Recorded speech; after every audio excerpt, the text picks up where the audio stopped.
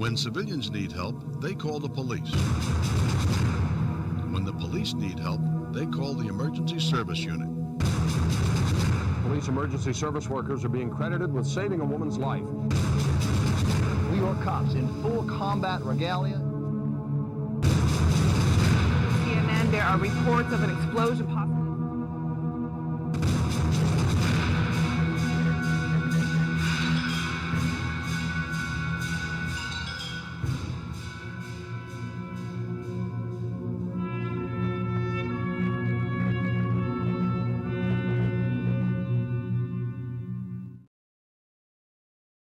As I mentioned before, we always roll out that introduction when former bosses who have worked in the emergency service unit come on the show. And as I commented to Captain Steve Espinoza, who was on late last year, they had to have put a GoPro on the back of each of those heavy REPs, or those rescue trucks, not REPs, I should say, because the footage they were able to get, in crappy weather too, because as you could see in the video, for those of you watching on YouTube and LinkedIn, it's raining, is just incredible. But that, my friends, is the essence of the emergency service unit. No matter the conditions, they get the job done. And welcome back, of course, to episode 281 of the Mike the New Haven podcast. If you haven't checked out episode 280, that was with Detective Tom Smith. That was a really, really fun one. He's one half of the Gold Shields podcast. Tom worked in many different units: narcotics, gang unit, and lastly, Joint Terrorism Task Force for the last 17 years, helped rescue a kidnapped journalist in Afghanistan. This guy was the real deal. So check out that episode if you haven't yet. Of course, before you tune into this one, hello to everybody, of course, in the chat, tuning in via YouTube, LinkedIn, and Twitter. Happy to see all of you. A couple sponsors before I introduce my guest. One of them is not a sponsor, really, but as I said before, I do have the consulting company. And if you don't know about it, as the late notorious B.I.G. once said, now you know. Need advice on how to start your podcast? Frustrated with the editing process? Can't find a voiceover guide? Hi, I'm Mike Colón, and I'm here to help. I'm the owner and founder of MC Media Editing Services, your premier consulting company for all things media, where I can offer you consulting advice on how to get started, and once you get started, editing, as well as voiceover work, all for a very reasonable price. If you want to reach me, you can contact me at 917-781-6189 or the email that you see listed here. I'm always available, and I'm always willing to help. Again, 917-781-6189. Why go to some giant consulting firm that's going to charge you an arm and a leg when you can just come to me? If you want to be stress-free, the way to go is to call MC.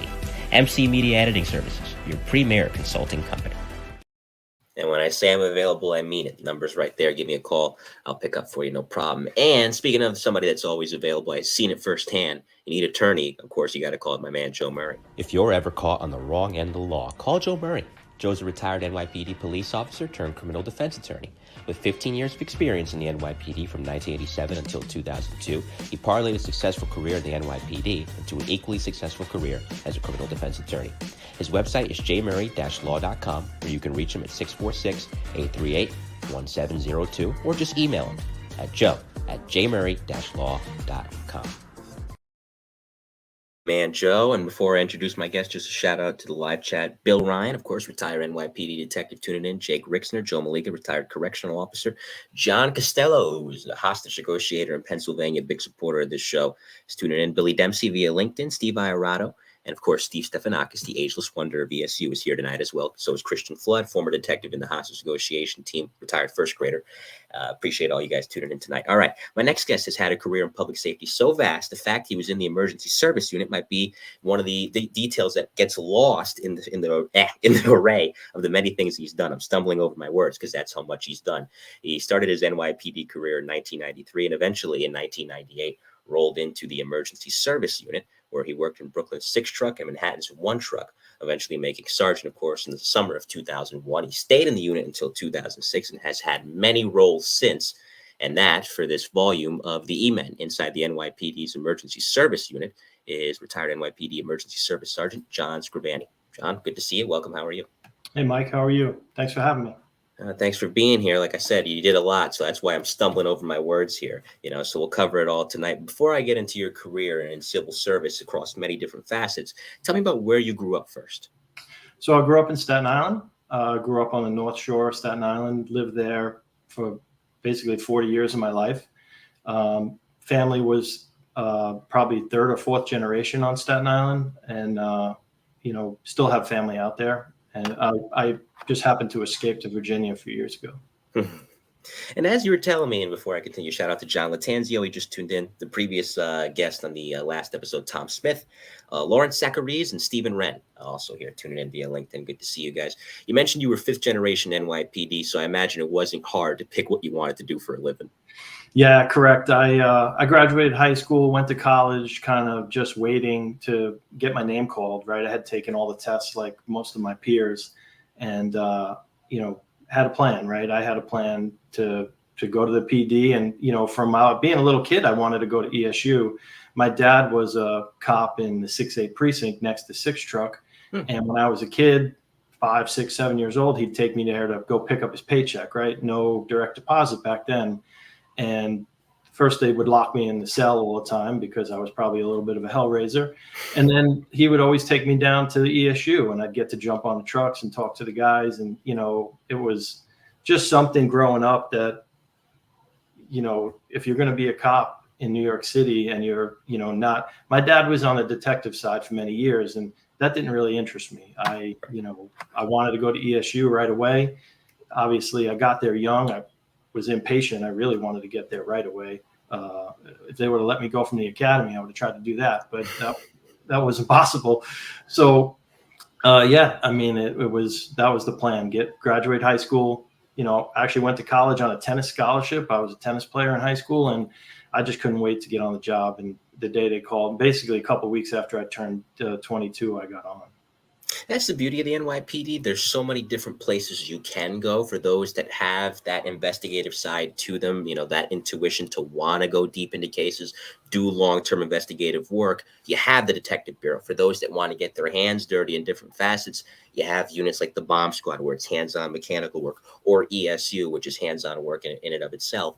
So that's the beauty of it. You can go anywhere you want to. And unfortunately, thankfully we have so many who are willing to do either or. Like I mentioned, my last guest was a detective, did a lot of long-term work, and then a guy like you tonight who did a lot of hands-on work in ESU. But as many people say, before you can be an E-man or an E-woman, you got to learn how to be a cop first. And where you learned was Staten Island in the 120 in the mid-90s. Now, around this time, the city's starting to get better. There's still a lot of work to do to make it better, but you can feel the tide turning in a much better direction around 94, 95.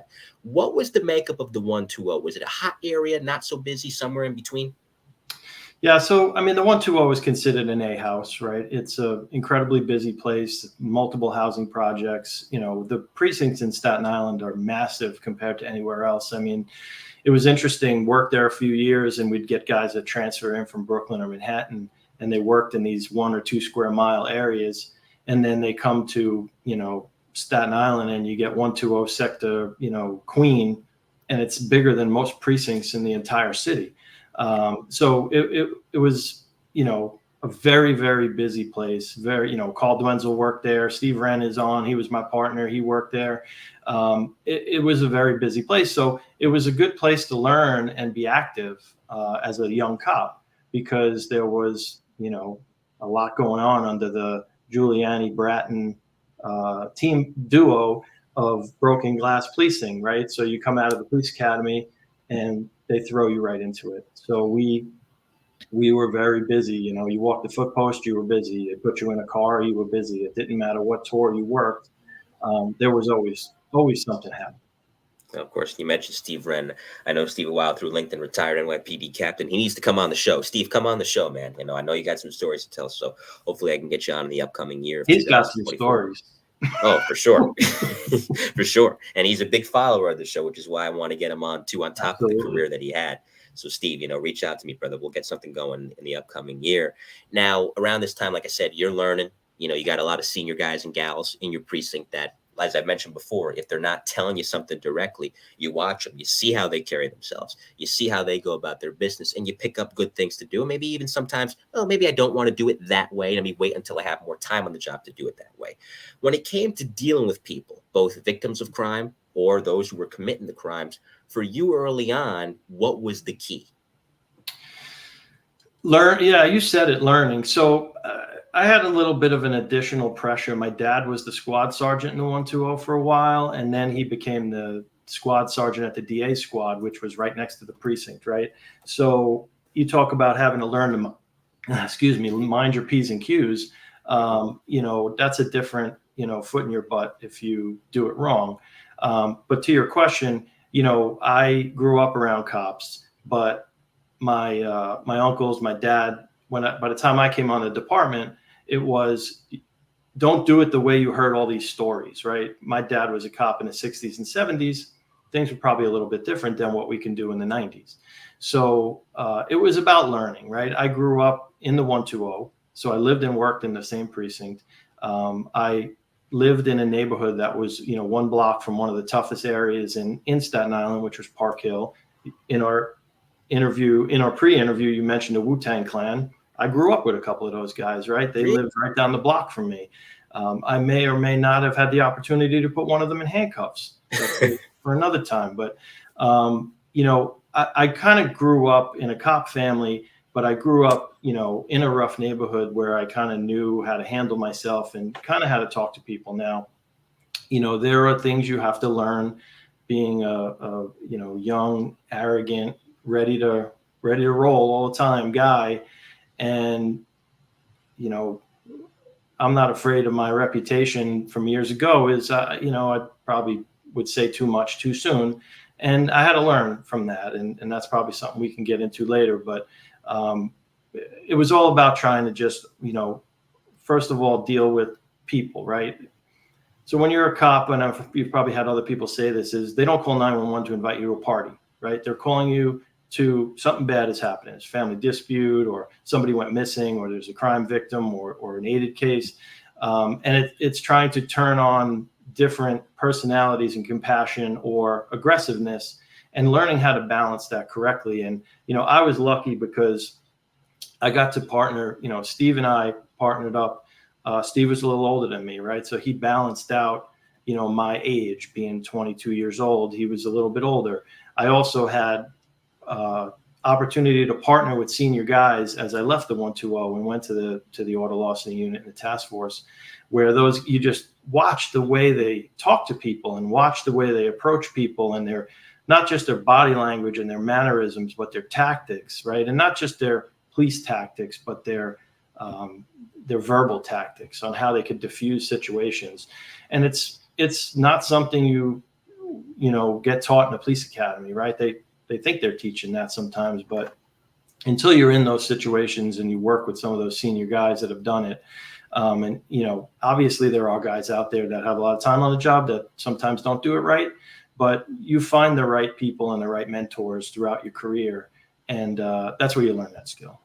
No, of course. And Bratton Safer called it this too, verbal judo. And it's true. They say physical fights, a lot of the time they end up on the ground. So it's important to know the judo aspect of it. It's the same thing with interactions. If you can start it on a level that's down to earth, that's not confrontational, 9 times out of 10, you're going to be able to diffuse that situation accordingly. And that's what I've learned from seeing it firsthand with the cops I grew up with and talking to you guys across the years. A lot of the best interactions that you might think, oh, this is not going to go well, end up that way, because instead of coming in on a 10, you come in on a 1, and that instantly puts the person at ease. At least most people. Well, one of the things I used to be, it was almost like a competition with some of us when I was in the task force, is could you get somebody to thank you for giving them a summons? And if you could get them to thank you for giving them a red light summons or seatbelt summons or whatever you had to write that night, it was a success, right? Like you were able to give this person something terrible, and they weren't happy, but you at least got a thank you out of it. So it was kind of that courtesy, professionalism, respect worked. Cool. And John McKenna sends his regards as well. He's watching via LinkedIn tonight. Now, you mentioned Wu-Tang. I have to go to this real quick before I continue. If I was a betting man, I'd say the guy you put in handcuffs was Old Dirty Bastard. No, it was Method Man. Method Man. I'm shocked. I mean, Method's had his run-ins over the years, but man, ODB was a wild. He took one for the team. Let's put it that way. Okay, we'll tell that story some other time in another show. But yeah, I love Wu-Tang, love 90s hip hop, so I had to ask that one. You mentioned the task force and you mentioned auto larceny. I'll start with the task force. This is a borough-wide task force. What were you guys doing? Was it a specific target or just general crime fighting?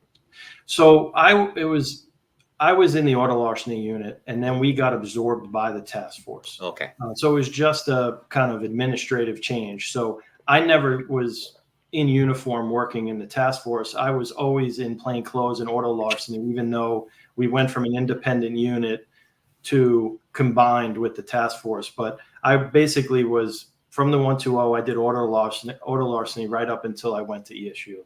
So it was, working the auto crime unit as a detective entity, investigative entity, would investigate and kind of give us leads about where they thought things might go down, who we should be looking for, the types of cars that were hot being stolen. They would give us kind of the data analysis at the beginning of CompStat of what areas to target. And they sent us to the same auto crime school that the detectives went to. So we actually had really good training and knowledge on, what to look for with tag jobs, what to look for with unauthorized use of vehicles, who were the big hitters in Staten Island at the time. That's where I worked. So yeah, it was pretty much, 2, 3, I don't even know, probably 3 years straight of just trying to catch car thieves.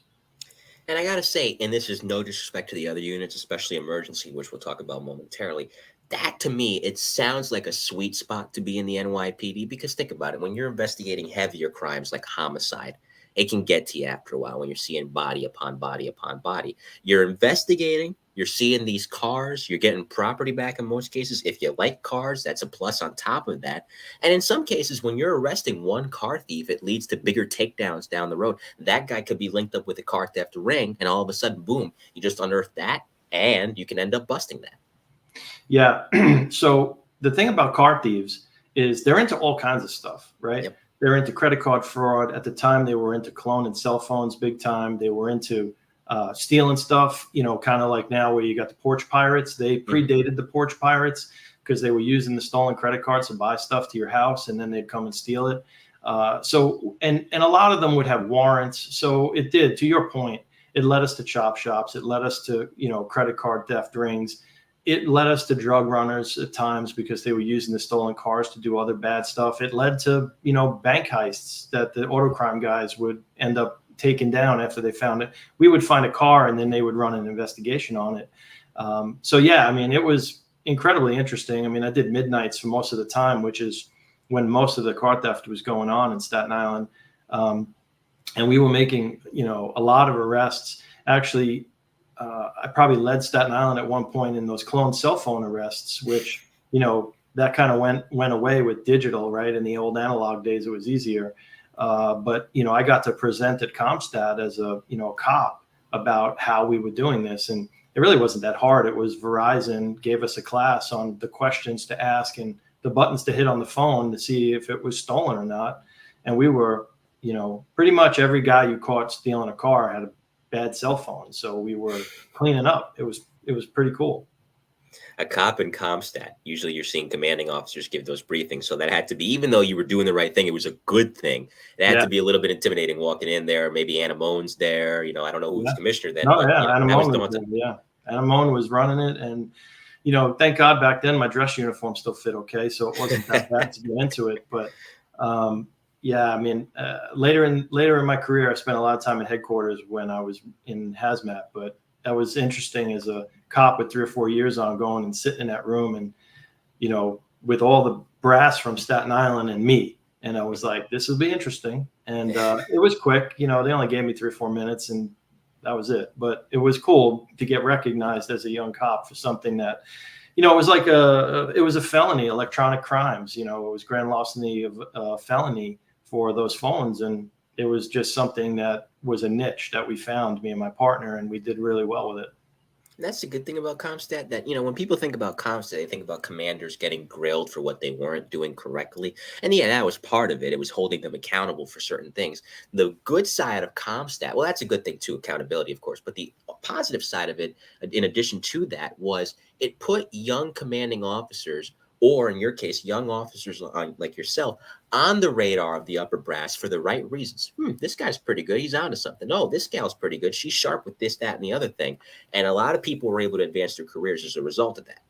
Yeah, I mean, there were positives and negatives. As a young cop in Staten Island, especially when this first rolled out, we would make an arrest and, you'd see your phone ring from the commanding officer asking you, tell me about this arrest. And you kind of knew where it might go is, well, This guy got punched in the face and they took his wallet. In the penal law, that's a robbery. In the police department terms, that's a petit larceny and assault 3, because those aren't tracked stats sometimes, right?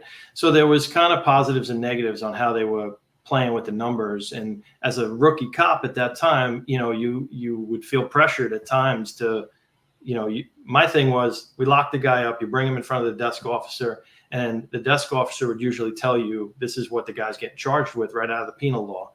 And then if you got those calls later on, it was a little bit wonky of, you start questioning yourself, right? Was this right? Was this wrong? And it only happened a few times to me, but, CompStat kind of drove these poor commanding officers crazy because they had to watch those numbers so closely. And, back 25, 30 years ago, the data analytics wasn't what it is now. And it wasn't as public, live in dashboards and real-time crime centers. I can't imagine the pressure of, hey, we had 7 more robberies this week and everybody knows about it. What are you going to do about it? Yeah. What are you going to do about it? And you're not getting your next command if you don't fix it. I mean, it drove down crime. There's no question about it. And, there's no level of fudging the numbers that could have driven the numbers down the way it happened in the Giuliani days without good police work, right? We were out there working hard and catching people. But again, anytime you throw data analytics at something like that important, it can be challenging, right? It can possibly be manipulated, and you got to just watch it very closely. Of course, this is volume 36 of the E-Men inside the NYPD's Emergency Service Unit. And I'm talking with former NYPD Emergency Service Unit Sergeant John Scrivani. Happy to finally have him on the show. Been about a year or so working to get this interview. Hi to Brian Keller in the chat who's tuning in tonight as well. So now to emergency, 1998. Units, I think, as I've said before, this is the peak era, and no disrespect to the other ones, of ESU, because you've got the housing rescue guys there now from the merger, the transit rescue guys too. So all that knowledge blended into ESU, it's a great time to be there. But, listen, when you say you want something, now they're going to hold you to it. And here's 6 months to prove just how bad you want it. So tell me about those 6 months at the STS and what helped you get through, because even though it's something that you want, it doesn't mean it's not going to be tough. It was probably the greatest 6 months of my police career, because they pay you to go to school and learn all of this incredibly fun stuff. To your point, if you're a hands-on guy, go to work. 2 weeks, you get to shoot a lot of big guns. 2 weeks, you go put on hazmat suits and go do that. You do high-angle rope rescue. You go do scuba diving. I mean, they teach you all these incredible things, and you're doing it, on the police department's dime. Now, it is long and arduous, and it can take a lot out of you, but I loved it. I had a great group of guys that I went through. I mean, you've interviewed a few of them. John Murphy, Lieutenant John Murphy, he was Sergeant John Murphy back then. He was our squad boss in STS. We used to commute every day. One of the, greatest guys I ever met. And, we probably should catch up more often than we do now. But, whenever we do catch up, we still get to reminisce about STS. And it was just great. I mean, there were parts that for me were more challenging than others. I went through STS. I was probably, 150 pounds. I, was in great shape, but I was very light, carrying a Hurst tool and a Jaws. Hurst tool motor and a Jaws around for training is hard. It's tough work. It's very physical. But what I had going for me was, I was into auto mechanics. I could build cars. I could weld. I could do things like that. I was into jet skiing, which was part of the ESU training back then. I had a jet ski, and I wasn't scared of heights. Right. I used to, as a kid, the wiffle ball would go up on the roof of our 2.5-story house, and I'd put a ladder up and go straight up there and get it. And, it was just one of those things I wasn't scared of. And then I didn't have claustrophobia, right, which brings in the scuba and the hazmat piece. So I had kind of a skill set that could work for ESU, and then they refine it, right? And, I remember one of the first weeks I was in ESU class, we had a lieutenant in charge, was Lieutenant Glenn Panizola. And he brought us in a room and he gave us a scenario. And he, went to the first guy. He's like, all right, well, how would you solve this? And he gave an answer. And then he went to the second guy. How would you solve this? And he went to the third guy, and the third guy goes, I agree with the first guy. And he said, you're useless to me. He goes, your job isn't to agree with anybody. Your job is to give me another option. ESU is not here to just say, yeah, I think that guy did it right. We're here to look at it and make decisions and look at it from every possible angle. And I just remember that day, because then the next thing they did was put us in a circle and drop the flashbang in the middle, so we knew what it felt like. And I thought that was really an interesting way to approach it. But what Lieutenant Panazola said really stuck with me was, it doesn't matter how good you think the last guy's idea was, you still got to try to think, if that doesn't work, we're going to still have to solve this problem. So let me keep thinking, and let me think past what's in front of me. And that's just the kind of mindset they wanted you to have, is you're a cop. It doesn't matter what your rank is. You put that uniform on, they're calling you there to solve some really complicated problems at times. And, you're rolling up with that truck full of millions of dollars of equipment. You need to understand how to use it, how to apply it, how the guys that are senior to you have taught you to apply it, and how they've done it in the past. And you start to put that skill set together. And that's what STS becomes, is they bring guys in from the field. I remember they brought in Tony Favaro when I was in, and I ended up working with him, and then he ended up working for me, which was an interesting dynamic over time. But he came in and talked to us about hostage negotiation and EDPs. And, he spent a lot of time working with John Jay on the EPT school, Emergency Psychological Technician School. And Tony was just a really good resource. And as they brought field guys in to support the training that the really good core group of people at the school had, it just made for a great mix, and we had we had a big class compared to probably, some of the other ones. We had 4 groups of guys rotating around, but it was great. Like I said in the beginning, it was, you could send me the training forever. If you want to pay me to do it and then let me apply it somewhere, it's a home run. Absolutely. And speaking of home runs, you go to Truck 6, Coney Island, I believe, in Brooklyn. And around this time, like I said, great blend of experience, not just from that truck. You're getting the knowledge of other guys and gals who come flying in from their respective trucks, if the truck happens to be shorthanded on that day. But as far as the guys and gals assigned to Truck 6 at that time, who would you say was instrumental once you graduated STS with helping you learn how to operate as an E-man out on the street? Yeah, I'm going to answer that question in 1 second, Mike, because I do want to go back to one thing. And, I just want to go back to STS. So I don't know if you've been able to go to an STS graduation yet. You get down to Floyd Bennett Field, but our graduation was awesome. We did it in the aviation hangar. There's a bunch of demonstrations and displays, but they we had 4 groups. So they picked one person from each group where you were going to come in to the graduation and rappel out of the helicopter into the graduation. So I was kind of newly engaged to my wife, and her parents kind of knew what I was doing, but not really. But I invited them all to graduation, but I didn't tell them. And I got to come in on the helicopter and rappel down into graduation with her poor parents going, "That's the idiot you're about to marry."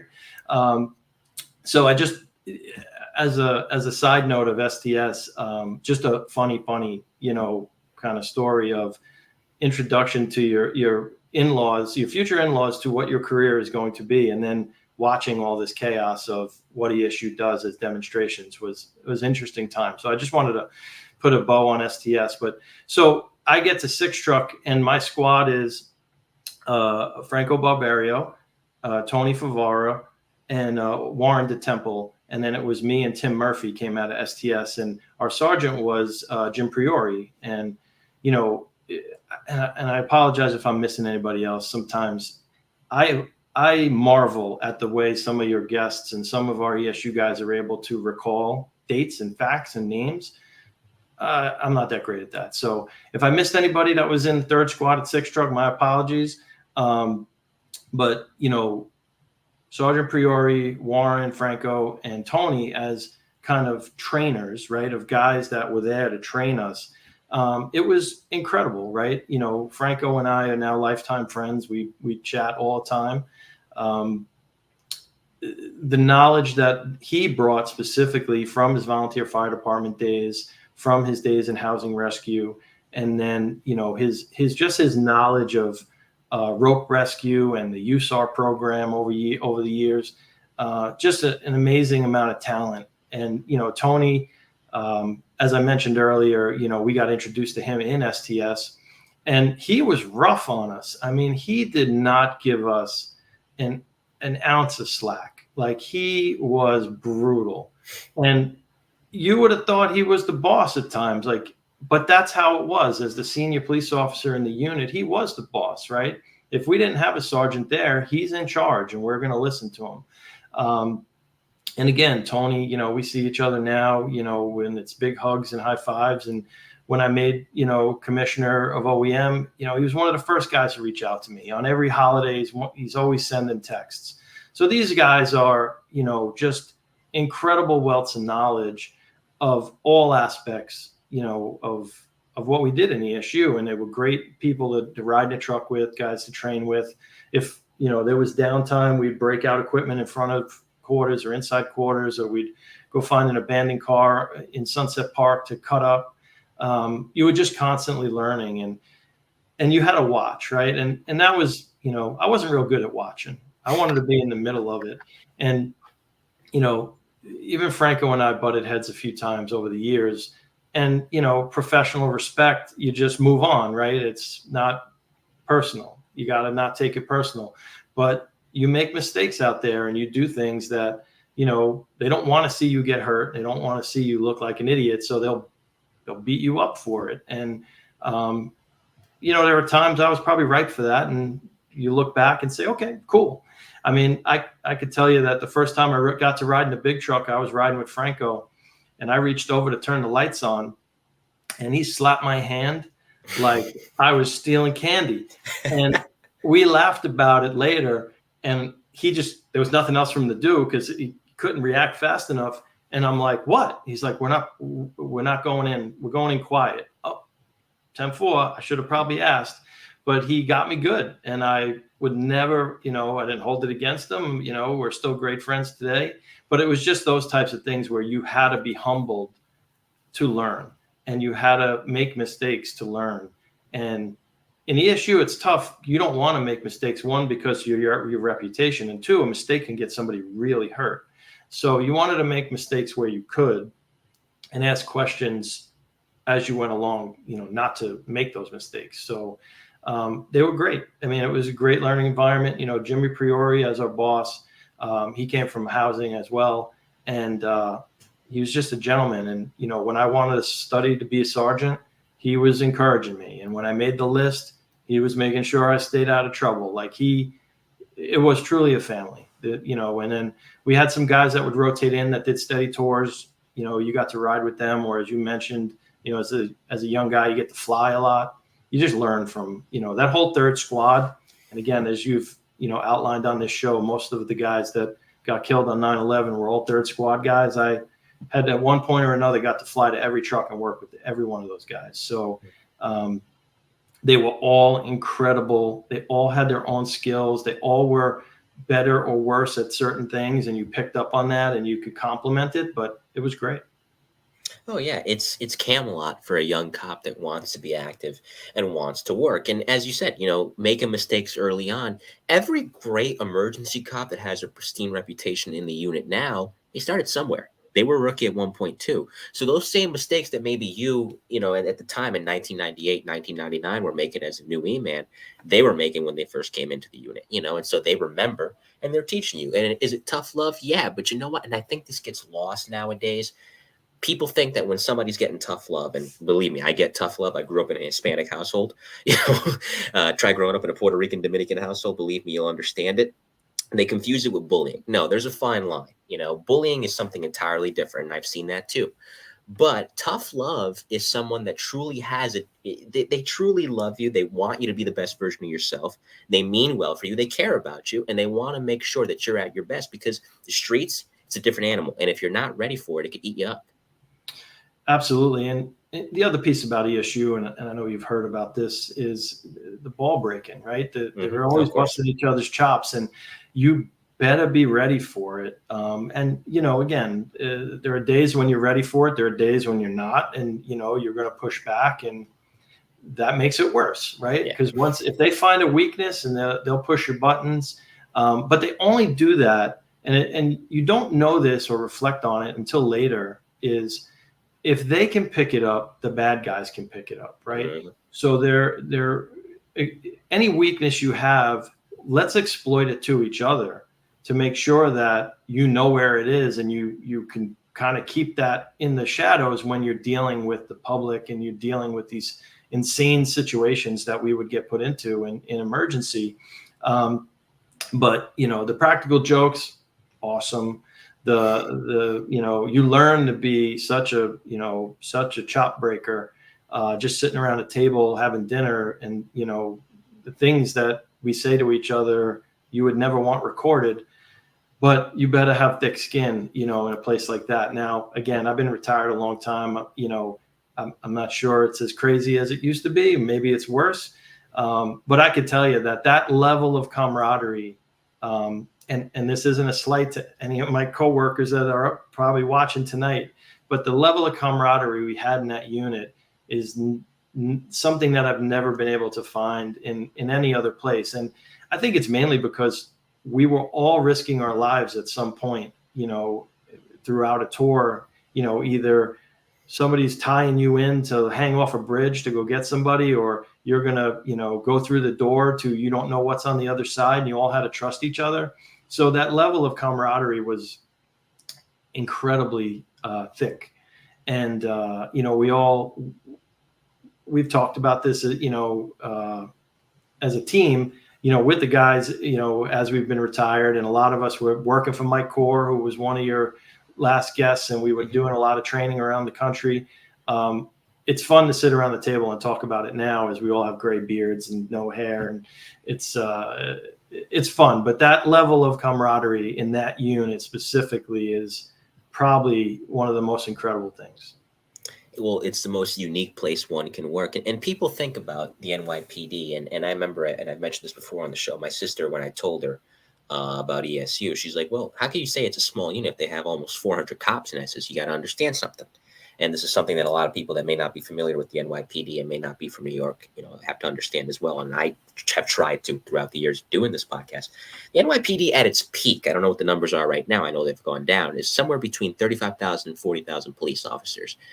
When you look at it in that context, yes, emergency is a small unit, and if you're going to be there, you got to earn it. And the guys in that first year, they're testing it. I remember John Bushing talking about that when he came over from transit rescue in the merge.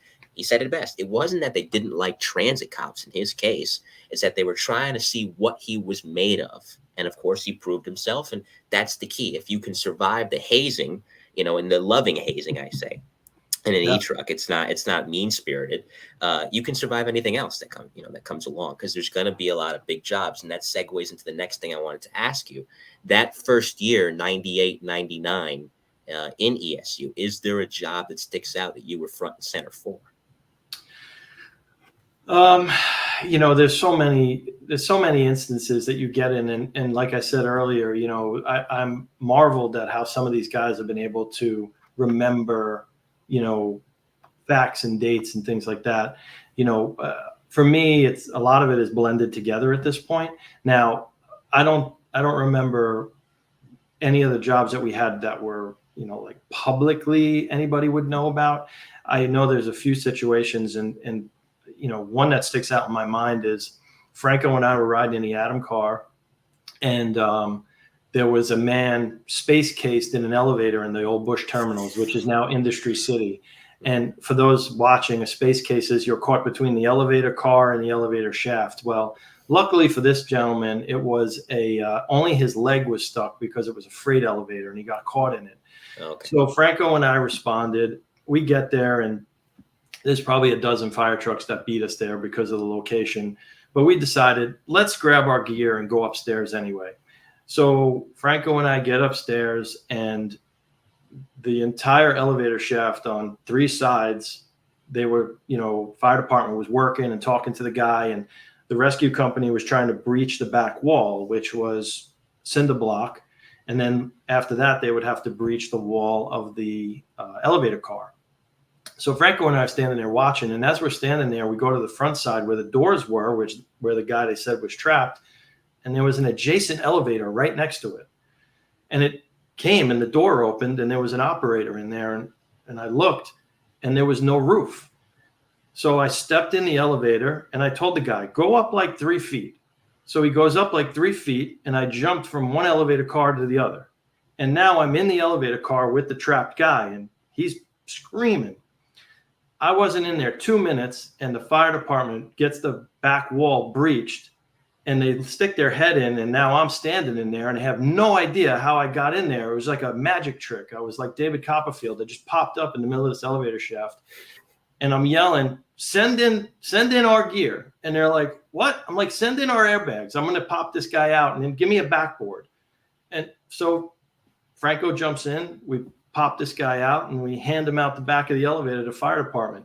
And to this day, they're probably still trying to figure out how I got in that elevator. But it was just funny because, as you know, we were talking offline, that the rivalry was there, right? And you know, two guys in the little white and blue truck showed up, and somehow we ended up rescuing this guy out of this elevator shaft while we were encircled by firemen. But yeah, I mean, there's a lot of those instances where, you know, that whole job might have taken 20 minutes, right? And it's something that sticks in your mind for the rest of your life, just because, one, it's a little bit funny, right? Because, you know, not funny for the poor guy that was stuck, but we did get him out and he was okay. But, you know, funny because of the circumstances that surround it. And, you know, again, you know, the animal jobs on top of that were just I always found them interesting, because so many people don't know that ESU does animal control, right? And we would have 2 or 3 a day sometimes. And the things you would catch, you know, 16-foot snakes and giant iguanas and, you know, dogs and cats. But I mean, it was pretty wild. There's a lot going on. To your point about not just the animal jobs, I'll tell a funny story about that in a second, but jobs of that nature, where sometimes you're working with the fire department and orchestrating these rescues. It brought back a memory of Bob Pasucci when he was on a couple of years ago from One Truck, telling me a story about ESU getting sent to New Jersey on a building collapse. And here he is, see a fireman who's directing the rescue, the ESU cops, Bob Pasucci directing the rescue, and they got the guy out. I think it was a construction accident. So you'll see that sometimes where, you know, I think even, and this goes both ways, and it's a lot better now. But back then, even for as hot as the rivalry was, FD, I'm sure, even if it was behind closed doors, would give ESU its props, and vice versa. You know, a job well done is a job well done. And to your point about animal jobs, one of my favorite photos, and I saw this at first, the ESU dedication video, the late John Delara, who got killed on 9/11, sadly. Him and Eddie Torres, this is between 96 and 99, are out on an animal job. It's a dog in a ditch. I don't know how the dog got down there. Eddie's holding on to a chain link fence. He's got his foot on the building in between where the ditch is. John's on the edge there with a little noose to get the dog up, and he's pulling the dog up with all his might. I'll send you the photo later. I've seen that photo. I've seen that photo. Yeah, that's a famous. It's a famous photo, especially, you know, unfortunately what happened to John. But yeah, I mean, he was another guy, immense wealth of knowledge. Really enjoyed working with him. You know, go back to, you know, when you get to the truck and the hazing that happens. I am really glad I didn't go to truck. Those guys were brutal. Stories I've heard, Mike Corey used to tell me, and, you know, some of the guys later on. That was a fun place to work, obviously, with the work they did uptown, but they were some practical jokers in that place. That was tough. I can imagine. One job that did happen in Brooklyn, I don't know if you were in One Truck by this point, but I wanted to ask you about it. If you were there, and if you weren't, it's fine. When Joe Guerra and a few of the other guys were shot by that EDP in the summer of 2000, August 12th, I believe, of 2000, were you present for that job? No, I was off that day. It was either off or on training, but I wasn't working that day. I wasn't there. So tell me about One Truck real quick. Did you go there before 9/11, or did that come after? Yeah. So no, what happened is I made the sergeant's list, and then I had moved up to Orange County. I'd built a house upstate. You know, I did the migration like most guys do. And I was trying to ride it out to commute from Orange County to Bay Ridge until I got promoted. And it was just going to wear me out. So at the time, Captain E, now Chief E, retired. He came to me and he was just like, why are you still working here? And why are you not going somewhere else? So I requested a transfer. They transferred me to one truck in the 3rd Squad. And, I didn't really work in one truck for that long. I don't exactly remember the timing of it. It was probably less than 6 months that I worked in one truck before I got promoted. But yeah, I mean, it was just an administrative request because of where I moved to. I was living so far away, trying to get from Orange County to Bay Ridge. Not fun. One truck at least afforded me the opportunity where I could take the train and commute to work. So, I was on the sergeant's list. I was just waiting to get promoted, and they were nice enough. Dominic Mendolari became my sergeant. He took me in with the team, and again, I wouldn't say I worked there long enough. I don't know if they consider me an alumni. I get the emails and I get invited to the dinners, but I really wasn't there that long. Yeah, you mentioned Amendolara. I got to get him on the show, man. I've reached out. I haven't heard back, but I got to really – he's one I've been trying to get on this show for a long time because 9/11, he's another one. He's very fortunate. He was in Tower 1 for a while with his guys climbing stairs. So there's a guy that really was an E-man, Z-man as both the officer and later sergeant in the unit. Now, of course, that brings me to the summer of 2001, August of 01. Is when you make sergeant. Here's a happy moment for you. It's bittersweet because you have to leave ESU for a time, but nobody could see what was coming just a month later. And then that devastating day happens where 14 members of the unit are lost, 23 from the NYPD in total. And you return. It was, as you were telling me off the air, and I'll let you dive into the story on the air, it was sudden. Nobody expected this, like I said. It was sorrowful. You'd rather have this not happen, but you were back. So tell me about such a weird time where August of 01, happy moment. A month later, so much sadness and despair. Yeah. So you really just got to go back. I got promoted out of one truck. Brian McDonald and I were, riding together while I was working there. And he actually drove my entire family to my promotional ceremony, right? Wow. I have pictures from a month before with Brian and my whole family out in front of one truck, right? Really, to your point, super happy time. So I go to promotional school. The timing of it was I only really did 6 tours. I did like the first week of orientation, and then I did the Monday before, September 10th, on a 4 to 12. We were doing, like computer training to learn how to sign off on 61's complaint reports. So I was home sleeping up in Orange County when 9/11 actually started, and my wife called me and woke me up. I was sound asleep. Picked up the phone and she said, hey, a plane hit the World Trade Center. So like everybody else in the world thought, I, just figured it was a Cessna or something, and got up, put on my glasses, turned on the TV and watching this. And I'm like, wow, this looks a little bit bigger. And then live, I saw the second plane hit. And that's when it was like, whoa, wait a minute. What just happened? So being 65, 70 miles from New York City, home, in my house, I'm like, okay, now what? I am temporarily assigned to promotional school. I am technically not assigned to ESU at the moment. What is happening? So I know you had Tina Guerrero on the other day, and yep. I called the ESU desk, and she happened to be on the desk. I think she mentioned this in her interview. And I picked up the phone. She picks up the phone, and I said, hey, Tina, it's John. What's happening? And it was chaos. And she said, they've just done a full recall of everybody in ESU to report to your truck. I called the police academy. Nobody answered. Okay.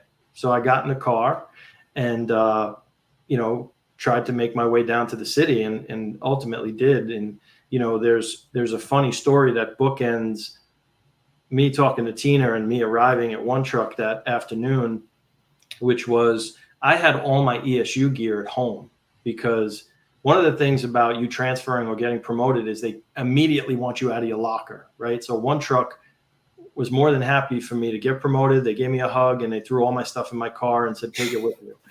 So I had all of my ESU gear, my heavy vest, my rope gear, my dive suit, pretty much everything, my toolbox, all sitting in my garage on the floor. And across the street from me was another young homeowner, and he came running across the street because he knew I was a cop, and he started asking me what was going on. And I just said, hey, I have to get some stuff together because I'm not sure when I'm coming home. Can you take all that gear in the corner and put it in my trunk? So he was like, yeah, no problem. So I went, did what I had to do. I actually got in uniform and came down, and trunk was closed. He was there. All my gear was gone. Happy New Year, right? He took care of it. So it took a while to get down to the city, obviously, because the George Washington Bridge was closed for a bomb threat. The highways were closed. It was difficult to get down to One Truck, but I think I got there, I don't know, 9 o'clock in the morning, let's say 9:30 maybe. I was driving pretty fast. Nobody was pulling you over pretty much. But the funny part was when I opened my trunk to get my gear out and walk in, this guy didn't know what I was talking about when I pointed to my gear. He didn't just put my ESU gear in there. He put everything that was on my workbench, all my power saws, all my hand tools. He loaded my trunk with everything in my garage that would fit in there.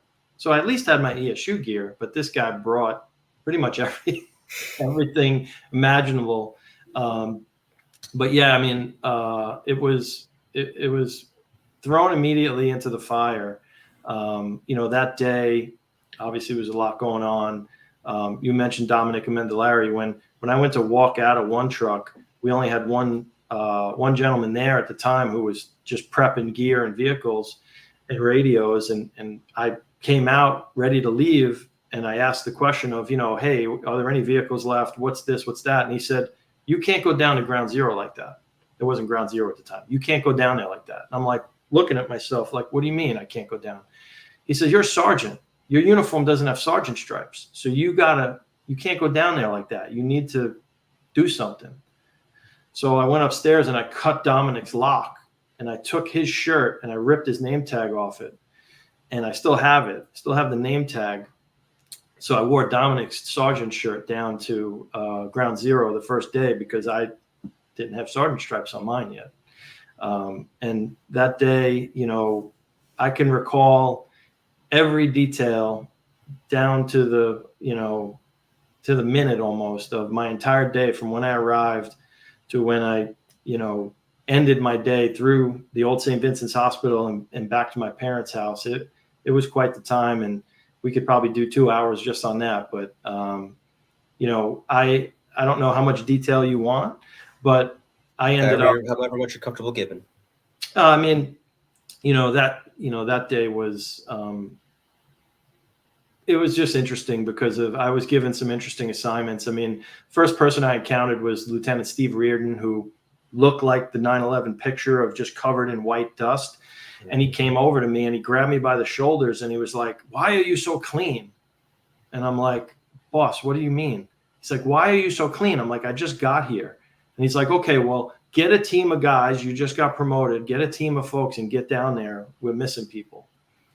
And before I could get all the way down to get a team and go down to ground zero, we were all corralled and huddled into the Woolworth building to kind of reset. And I think some other folks have told part of this story, but what I ended up doing is junior sergeant, right? They're going to look at you crooked and not give you kind of anything that dangerous to do. But there was a lot of dangerous jobs that day, but they gave me logistics at first is go find our vehicles, see what you could find. We need as much equipment salvaged as possible and just bring it back. So, and I think Steph was one of the guys that worked for me, him and Richie Winwood, I believe. And again, memory's not as great as it used to be, but I think the three of us and a couple other folks were from 10 Truck were trying to get our equipment and get our vehicles back to either Woolworth building, or then we moved to Stuyvesant High School. So our first assignment was really logistics, is go get as many pieces of equipment that you can. And then later that day, I transitioned onto a rescue team back with the One Truck guys. And, I was part of the rescue for William Menno. Ended up in the hospital, that night for a couple of hours when they took us out of the hole. And then, the night ended for me at, I don't know, 2 or 3 o'clock in the morning back at my parents' house. Back to the story. I lived up in Orange County. My parents were still in Staten Island. Surprise to me, I pulled up at the house. My dad popped out the side door, like waiting for me. Like, you don't talk to anybody all day. And he's like, I don't even want to hear it. He's like, give me all your dirty stuff, your dirty clothes. You need to go to sleep. What time do I need to wake you up? Because I'm pretty sure you got to be back there in the morning. So that day was, you know, it's etched in a lot of people's minds. I'm sure, you know, people of a different generation remember where they were when Kennedy got shot. I'm sure a lot of people remember where they were on 9/11. I can recall, you know, every pretty much detail of that day. And like a lot of other guys, I was incredibly lucky, right? If I was working, I'd have been working in one truck on that day tour. I'd have probably been with Brian. I'd have been with that crew down there, getting promoted probably saved my life. You know, take that stuff lightly. You gotta, you know, pay it back. And you know, it's 9/11, you know, on the weird side of it changed my entire career because, as you said, I was supposed to go out on patrol.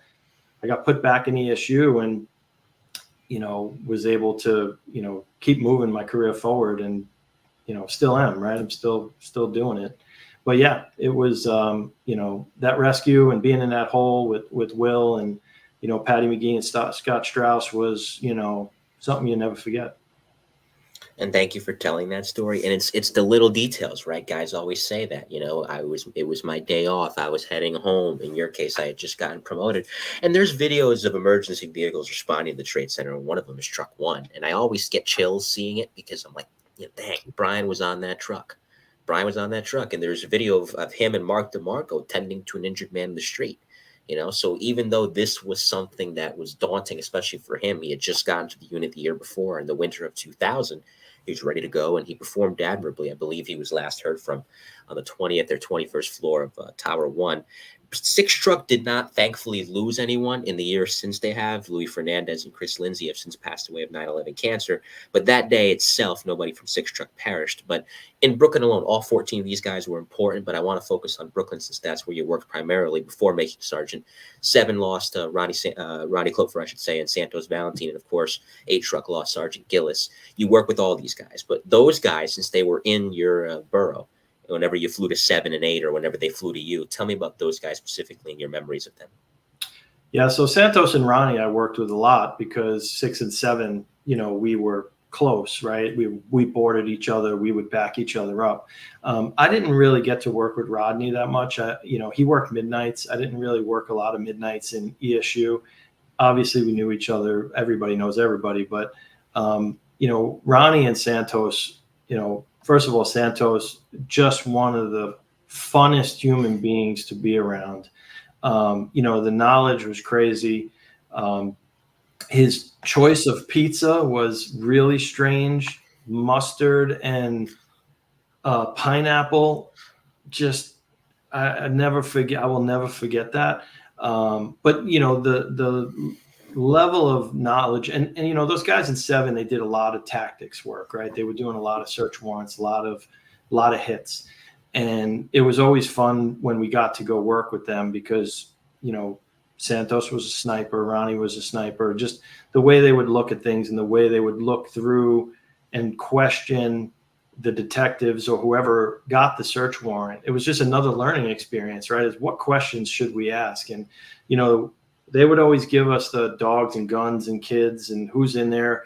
And they had a way of questioning those folks that got the warrant that would make even them question themselves, right? Like, well, maybe I don't have that answer quite right. They, you know, the skill that a lot of these, you know, senior E-men had about seeing through the BS a lot was amazing.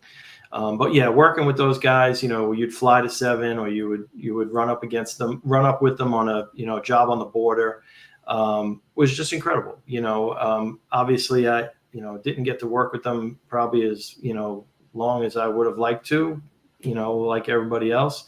But yeah, I mean, just great guys.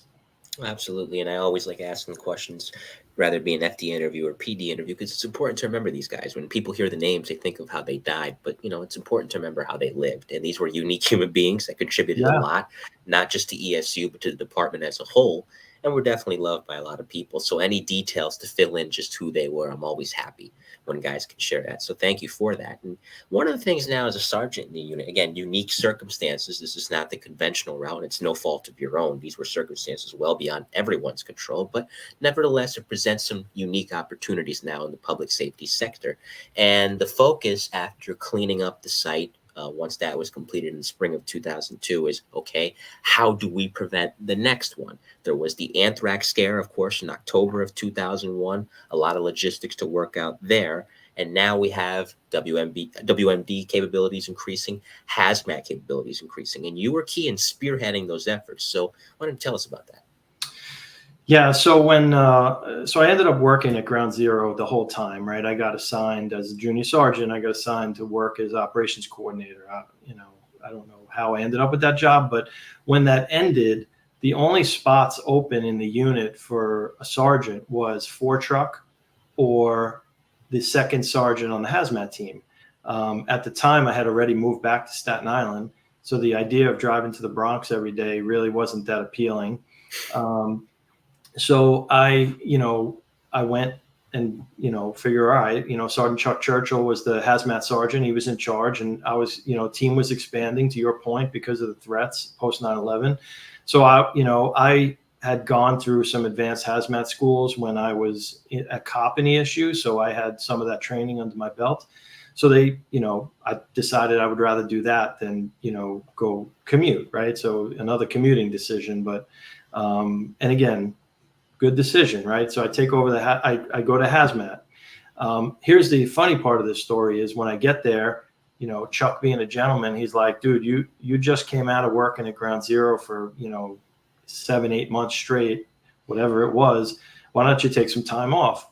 I was like, okay, cool. I just bought a new house. I need some time anyway. Let me take a couple of days off. He's like, just, take 2 or 3 weeks off. He goes, we haven't had a second sergeant here in a while. When you get back, you get your feet wet. I was like, okay, cool. I come back 3 weeks later, I park my car, I go to march into his office, and the office is empty. There's nothing in it. And I'm like walking around, guys, where's Sergeant Churchill?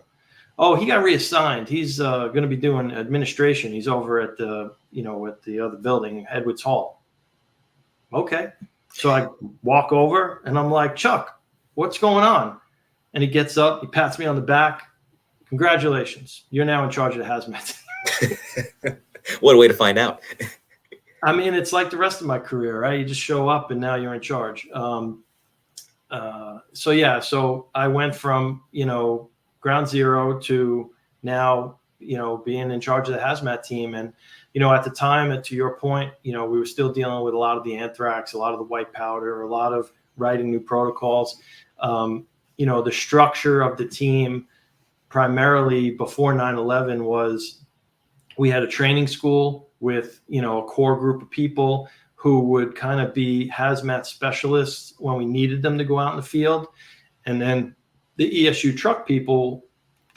officers and detectives would handle the actual hazmat jobs, right? They would be the ones donning the gear and going down range and setting up decon lines and doing detection and monitoring.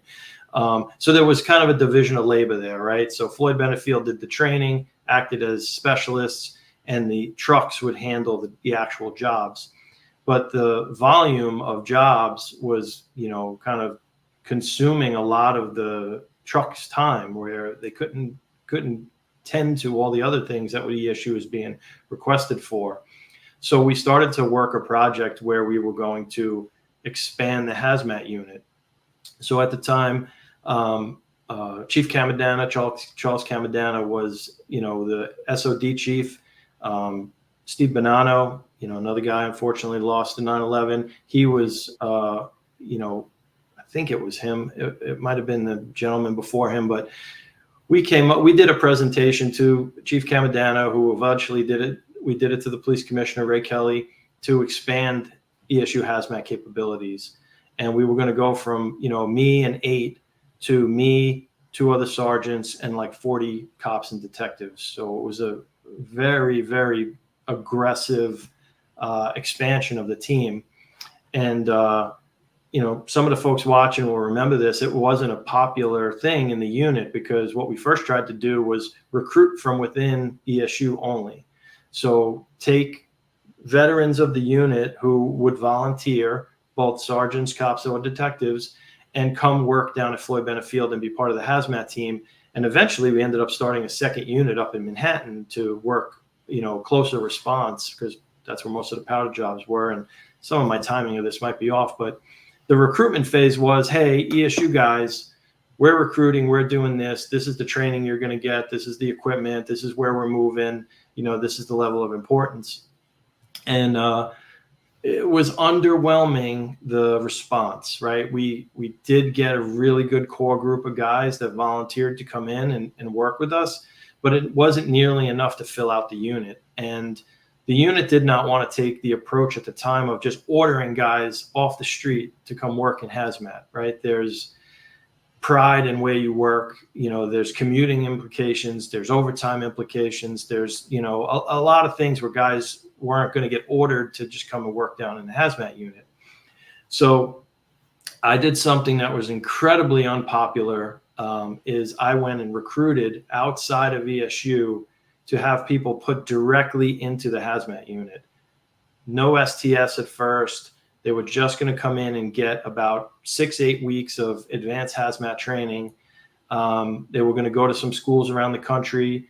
They would, go through, again, our 40-hour hazmat program and then go travel around the country and do all these advanced hazmat schools and be directly, they'd wear the ESU patch, but they wouldn't, go through the full training. And luckily, in the long run, it worked out.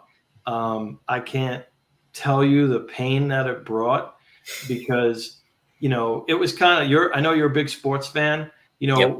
What do you call the baseball players when they cross the picket line to play for a strike season? What do you call it? Scab. They labeled these guys scabs. And it was bad because the way we recruited is we went out and found guys that had military hazmat experience or came from a volunteer fire department and had some training. And they were all pretty much guys that wanted to be in ESU at some point, and either their career took them in a different direction or they didn't get into the unit for some reason. But we needed bodies, right? We had to operate the training school. We had a lot of new equipment and new responsibility that the department was putting on us. The city wrote the city incident management system, which gave NYPD control of hazmat for the city, away from the fire department, right? We were in control of hazmat, and we needed to be able to project that out into the field. So it eventually stuck, and then all those guys and gals did go through STS at some point. Some of them did end up leaving and go in trucks. A lot of them stayed in the hazmat unit because it was a great place to work. But yeah, it was an interesting time. I was incredibly unpopular with a lot of the folks in the field for many reasons. One was that. One was, we were doing a lot of overtime in hazmat, and a lot of the truck guys, felt slighted because we weren't, sharing the wealth. Again, I was, probably more of a hard ass than I needed to be sometimes, but, I was trying to protect my guys and my team. We were the specialists, right? We were the guys that were sent to all the training. We were bringing all the gear, and I wanted my guys there because I knew they were going to be able to do it to the level that I expected. And it was, all those years where the Yankees were winning the World Series, and, every concert we had we had a hazmat team there. It was a lot of overtime, and a lot of people were not happy because we weren't sharing it probably as much as they thought we should. Why'd you have to mention the Yankees winning the World Series? I miss those days. I'm starting for a championship. I saw something on a side note from Brian Cashman today that made my blood boil, where he called the team good, even though they only won 82 games this past year. So if I could take a time machine back to the late 90s when the Yankees were actually the Yankees, yeah, that would be great. Those were great times. I mean, oh yeah, I've seen a lot of Yankee games and I've seen a lot of amazing sports events because of ESU. From the field level, I sat on the court for U.S. Open, concerts, pretty much everything you could think of. Watch the building of Citi Field, watch the building of New Yankee Stadium. I mean, it was incredible what we, because of the post 9/11 aggressiveness of putting law enforcement and putting these special operations teams in places pre-deployed. We all benefited from it. We all got to be out there and see amazing things. Oh, of course. Listen, it was a great time. By the way, Brian Cashman, you are a war criminal. I want you indicted. But that's besides the point. Getting back to. Hey, he signed Aaron. He at least signed Aaron Judge, right? He did that, right? A broken clock is right twice a day. So we'll see what happens this offseason. Of course, we're talking with Sergeant John Scrivani, volume 36 of the E-Men inside the NYPD's Emergency Service Unit, episode 281 of the Mike the New Haven podcast. And Billy Dempsey's right. He says hazmat was a great moneymaker, to your point earlier. Yeah, Billy was there before me, so he knows. He definitely knows. He definitely does know. And listen, in every time a tragedy occurs, you look for the silver linings. Of course, like I said earlier, you wish this didn't happen and that it didn't come at the cost of losing so many great people, especially the 14 emergencies case from the various trucks throughout the city. But when you look at the capabilities of hazmat and WMD training that ESU has now, it was born out of that time. So what is now viewed as a positive, and this happens in a lot of different cases. We see it a lot in sports, to your point earlier.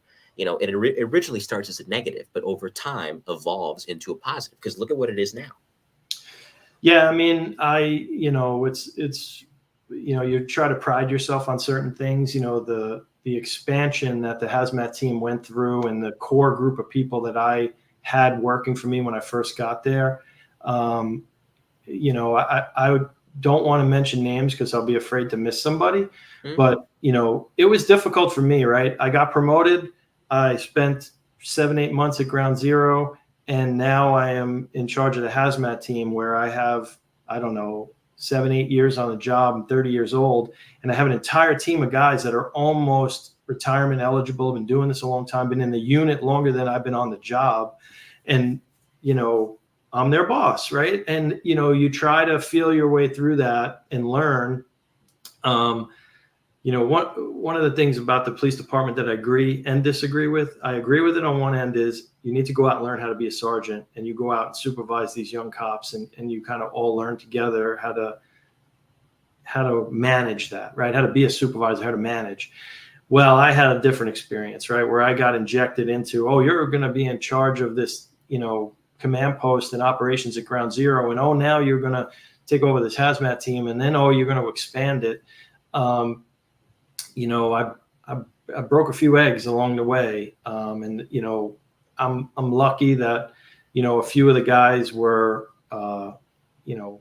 gentlemanly enough to pull me aside at times and be like, hey, boss, you need to calm down, or you need to maybe approach this differently. And, a few of the guys, and I got to mention Joe Hoke was, one of the guys that was great at that, right? He was a senior man and one of the senior people in hazmat when I got there, but he was a good mentor, right? He was one of the guys that would not be afraid at the time to say, we could probably do this better.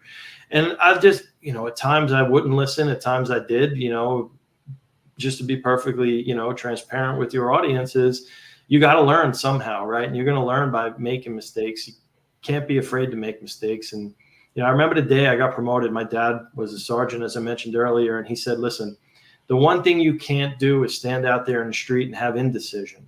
You need to make a decision, and you're not going to make the right decision every time, but you need to make one. And if nobody gets killed and it wasn't the right decision, let's make another one. Like, let's keep moving. Right. And, sometimes I probably could have thought through these things a little bit better.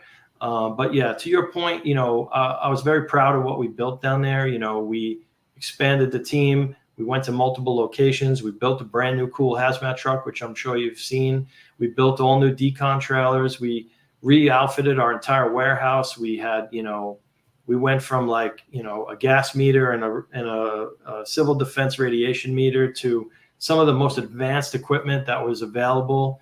I got to sit on national committees for hazmat for years. Still to this day, I was actually at a conference in California about a month ago, and I didn't even recognize this gentleman. And he was a vendor that we used back in the NYPD days. And he came right over to me. He knew exactly who I was, and I was like, I don't know who you are, but it was incredible. Like, we were a very proud unit of what we were able to build together as a team. Just the rollout of the personal radiation detectors, the pager sized radiation detectors.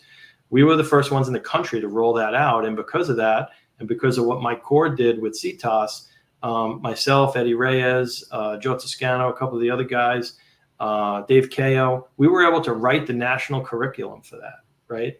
So we took what was implemented at the NYPD level on the street, making mistakes, banging them up, and we went and influenced the national training curriculum for radiation detection for the whole country. It was awesome. I got to sit in meetings. I got to go, meet with congressmen down in DC, all because of, what we were doing and how we were doing it. And, we were the highest threat place. We had a lot going on. But yeah, I mean, to your point, it was great to be a part of that at the ground level. The hour 15, we're at the hour 15 mark and the time has flown by. We haven't even gotten to the next phase of your career, which is equally interesting. So this is tough to walk away from. You vested out, I believe, in 2006. It's 8 years in emergency service between being a cop there and, of course, being a boss. But there's greater opportunities ahead, and that's with New York City government at first. Before I get to your time in Virginia, Office of the Medical Examiner for a little bit, of course, OEM. But going back to leaving the NYPD in 2006, like we talked about off the air, if you're going to leave, it's got to be for something good, because it's tough to walk away from emergency service. But for you, tell me about how these opportunities came to be, and what ultimately was the moment you decided, you know what, for as much as I love ESU, and it's evident how much you love it, even now all these years later, I think I should make this move. So it wasn't my decision. I got hurt. I got out on 3/4. Okay. We were on a hazmat job, and long story short is I fell off a truck and tore my shoulder up. Tried to come back. I had surgery, did the rehab. What was actually interesting is about a month after I got hurt, either Hurricane Katrina or Hurricane Rita, one of those two happened first. I don't remember the sequence, but I was the hazmat team manager for the USAR team. And the team was going to deploy, ended up deploying to both. So I went to health services to try to get put back to full duty with my arm in a sling. That didn't go over well. I was told to go home, or they were going to send me to psych services. Went back again for the second storm, took the sling off this time, but they still wouldn't put me back. So I was out. I got hurt in July, had surgery in August, and I didn't go back to work until the first week of January. And I finally got back to full duty, and just the action of trying to put my heavy vest on for a barricaded job tore my shoulder again. And when I went back for the second time, the surgeon was like, we're not going to fix it this time. He goes, you got a choice of, trying to fight us and stay on the job, or you can get out medical. And, hindsight's 2020, right? And I was mentioning earlier off air that I met with Commissioner Shea when I was, OEM commissioner. And the first thing he asked me was, hey, John, what can I do for you? I'm like, take me to the shield desk and give me my sergeant's shield back so I can go back to ESU. And he's like, you're the commissioner of OEM. I'm like, yeah, I don't care about that. Just send me back to ESU, and I'll be perfectly happy. But, at the time, I was pretty burnt out. Obviously, there was a lot going on. Being out sick for 6 months and trying to come back and fight your way back. Could I have fought it more? Yeah, in hindsight, probably. But the idea of I had, just over 13 years on the job, 35 years old. And I had, to your point, other opportunities on the horizon because, one of the things we didn't talk about, and we could talk about this if we're going to talk about the medical examiner's office, is Sure. how my relationship came to be with the medical examiner's office, right? So while I was running hazmat, this was probably 2003 timeframe, the OCME approached me and said, hey, we're looking to figure out a way where we're going to be able to decon human remains from a chem bio rat incident.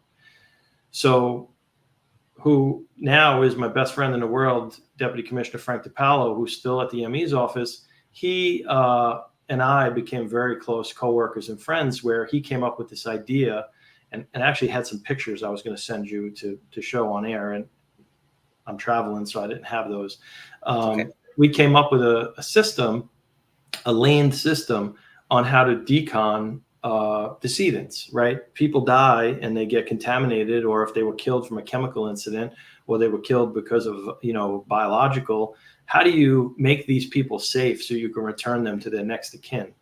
So Frank and I worked this project for many years, and it was at the top levels of the department. We were working with crime scene, we were working with counterterrorism, we were working with JTTF, fire department, we were working with DEP, and this multi-agency response, which is, now the medical examiner special operations team. When I retired, I went to work for them. My relationship with Frank, and, I still had the ability to work for the city because I hadn't put my 20 years in yet, gave me the opportunity as soon as I retired. And I don't know how many people are aware of this, but in 2006, when I retired, the OCME had just started the World Trade Center Phase 2 project. Have you ever heard those words before? I haven't. So what World Trade Center Phase 2 is as they were doing excavations at Ground Zero, they hit a deposit in an underground vault that had human remains in it in 2006. So that kicked off a renewed search. So if you remember the geography of Ground Zero, they created the haul road along West Street, and then at the south side of the site, there was a big staging area. Well, the decision was made that we needed to dig all that back up and make sure that we had found all of the remains. So I was still active with the department on restricted duty, waiting to retire when the OCME was going to kick this off. So it was potentially contaminated in some areas because of asbestos, and there was a search at the Deutsche Bank. There was a lot going on with this project. So when I retired, they brought me on as a consultant contractor. I wasn't a city employee, but we set up a entire sifting facility. So underneath the Brooklyn Bridge, where OEM used to be, when OEM built their new building, that building was being used for staging, logistics. We gutted that entire building and turned it into a sifting plant, where we set up a process where we had, I think it was upwards of 40 forensic people working on sifting screens, where we would bring the material from Ground Zero, mechanically sift it with a machine called a trommel, which would take the big material and put it here, and the small material put it here, and we would move it take the big material in and let the anthropologists and forensic people search it again for remains and evidence. And we did this for, I think, almost a year. It was a massive effort, multi-agency effort. There was a lot of phases to it, but there was, I think about 1,200 additional remains found during that. And we made some additional identifications of people that perished at World Trade Center through that project. Once that project came to an end, the OCME hired me as a full-time employee to oversee the continuation of the response team, the special operations team. And you're still seeing parts of these victims of that attack being identified all these years later. There's still remains that are being found. I mean, I believe there was a discovery some years ago where, prompted the NYPD to label it briefly a crime scene out of respect for the remains and removing it properly. I think Chief Ambry was down there at the scene. So all these years later, the effects of it are still being felt, not just by the people who have gotten sick, as we talked about earlier, and are passing away of 9/11 cancer, but for the remains that are still there down at the site. Not everybody was found in that spring. Some people, unfortunately, will never be found for reasons we don't have to get into. But those remains that are found, even though it's somber, even though it's bitter, at least the families get some closure. Yeah, absolutely. I mean, again, I'm still very close with the folks at the medical examiner's office. A lot of the same people still work there. Mm-hmm. I don't know if you're getting a high sign to cut us off, because I can see you looking up. No. I'm looking at something in the corner of my room here. I thought it was a bug. It scared me for a second. No problem. If you need to cut me off, you let me know. No, you're fine. We're good. Yeah, so the folks at the ME's office, I mean, again, if you think about the advancements in forensic operations, in medical examiner operations, in DNA nationally and internationally. A lot of that stemmed from 9/11. And, I still get the notifications when they come out about, the statistics. It's still staggering, the heat of that fire and the condition of the remains just made it very complicated to identify a lot of people. And again, some people never came forward to claim people, right? Or claim remains. Which makes it even more complicated. Yeah, absolutely. It's a yeoman's effort that will never stop. That office is incredibly professional, incredibly dedicated. They have, amazing people. The current medical examiner, Jason Graham, he's been there for many years. He is, a good friend, and they keep this effort moving forward, right? Again, the relationship we were able to build between ESU and the ME's office during the 2003 to 2006 or 7 timeframe is still lasting, because there's still a lot of the same people around. And, I know if, Commissioner DiPaolo needed to call somebody at ESU because he needed help with something, they have their own cadaver dog at the ME's office now that K9 trained for them, help train. It's a very tight relationship that was built. And, that's a piece of public safety that really people don't see day to day, right? So if you think about what do cops and firemen do, the uniform folks, they stabilize the scene, they put the fire out or stabilize the scene, and then they usually depart, right? And then maybe there's a perimeter where they're doing traffic, and then the detectives will start their investigation. And the consequence management and the piece that people miss is that human services piece, right? So the ME's office, they're going to get the remains. There's nowhere else to go, right? They're not going to the property clerk's office at the 1PP. They're going to the morgue, and they're going to do their, toxicology. They're going to do x-rays. They're going to do DNA. But then it's not about the dead, right? It's about the living. You have to deal with notifying the families and working through religious exemptions and different nationalities and different languages. And, international people that die in the United States or die in New York City, that there's a connection with Interpol, and you have to transfer those remains, and you have to,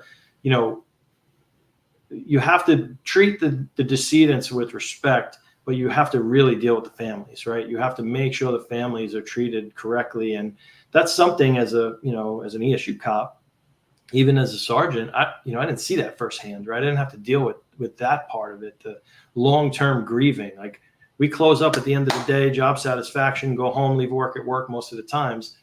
These folks are, they have a really, really complicated, hard, emotionally tugging job to deal with these, grieving victims. It's really complicated. And it sticks with you for years and years and years, to where that emotional wall, a lot of first responders have told me that they put up, it's imperative, because if you don't have that, you're going to melt. And Barbara Butcher will be on the show in January. I know she had a big hand in that at the time. And I imagine you work with her, and she was great during that time period because of the fact that, listen, not towards the family so much as towards the situation, a certain, I'm going to call it personal bluntness is required. This is what we have. Is it awful? Yes, but this is what we need to do. And by looking at it in those matter-of-fact terms, you're at least able to get through the mission, even though, like you said, there is a lot of long-term grieving involved, because here we are 22 years later. And as I just finished saying, the effects in more ways than one are still being felt. It's for Billy Ryan, who I mentioned earlier is in the chat, retired out of Arson Explosion Squad. I was down there at the pile in the days and weeks and months that followed, said, for him, and this is the perspective I imagine a lot of other people too, it's always going to be yesterday. And in a project like that, you're reminded of it. Paulie Perricone saying hi to us both, by the way. Says, great job, Mike and John. Good to see you, Paulie. So, Paul, I'm going to tell a story about Paulie Perricone. Please do. So my last tour in one truck, Paulie and I were riding together, or we were definitely working together. I had done a tour change, and I was working with his squad, and we ended up with a jumper on the Manhattan Bridge. So again, timing, right? It's only maybe 2 weeks before 9/11, and this guy is over the fence of the pedestrian walkway of the Manhattan Bridge. So we get there, Paul's on one side of him and I'm on the other. And we're outside, standing on the railing on the outside of the bridge. Now, the gentleman that we're there with is wearing a ski mask. He's holding a dozen roses, and he's got some kind of rope tied to his waist, tied into the fence. So fast forward, if this was 2 or 3 weeks later, we might have just had a sniper take this guy out, right? Because we were not going to know what he is. But, Paulie and I get out there, and we're trying to, I think it was Joe Wendler was negotiating with him and talking to him, and Paul and I kept getting closer. And for whatever reason, this guy didn't like me, because anytime I moved, he just would key in on me. And, Paul picked that up, and he kind of gave me the high sign of like, hey, make a move like you're going to go toward this guy, because he's really just watching you. He just didn't like me and just thought I was going to be more aggressive. And I made a head fake, and he turned, and Paulie was able to just grab him like by the ankles and flip him over the fence. The problem was he still had the rope tied to him. So he was upside down with this rope tied on the fence. So we had to release him. But my last kind of tour as an ESU cop, we got to grab a jumper on the Manhattan Bridge, which was incredible. And I have a picture in my office, and I've sent a copy to Paul and the folks that come to my office down in Virginia. I have it front and center. Is him and I and the jumper, clear as day, standing out on the bridge. It was pretty incredible that somebody got that photo, and one of the gentlemen from One Truck actually took the picture and gave it to me. So Paul, thanks for watching. Yeah, Paul was a great E-man. He's been on the show a couple times, not only an E-man, but of course spent many years in the Bomb Squad, 18 to be exact. Did a lot of great work there too. So shout out to Paulie, who's a big supporter of this show, and like I said, a former guest. And there's also the time in OEM as both a deputy commissioner and a commissioner, as we talked about off the air as well.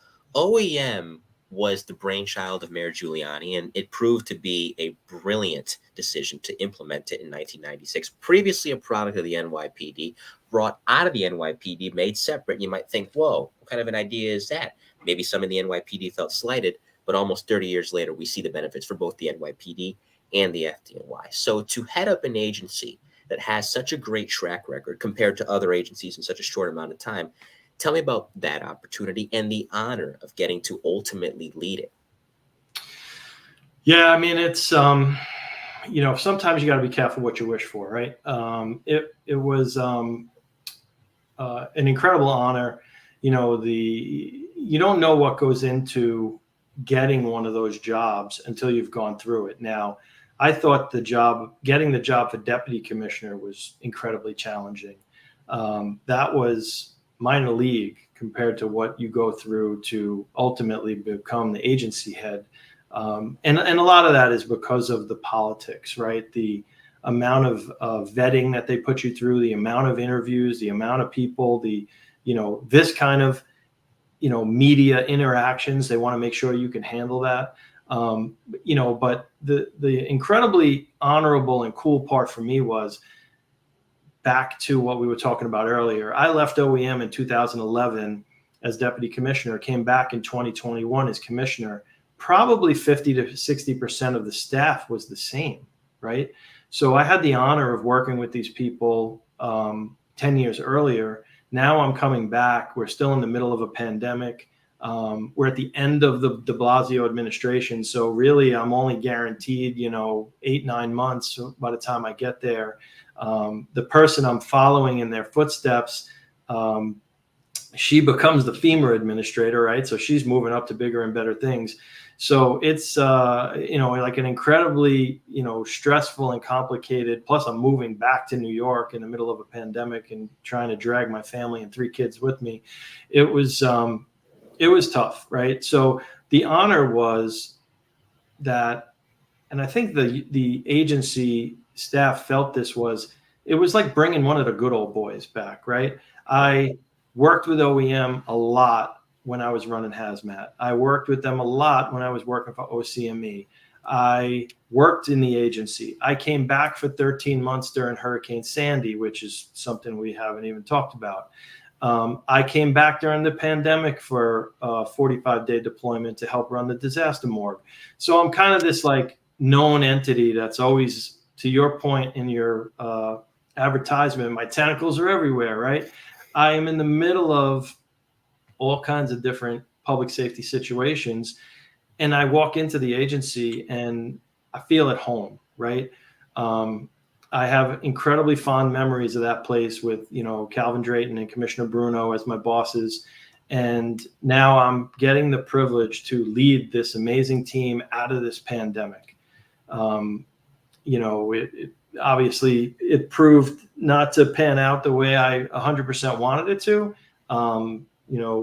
Opportunities presented themselves with a new administration coming in and one administration ending where it probably wasn't going to work out for me.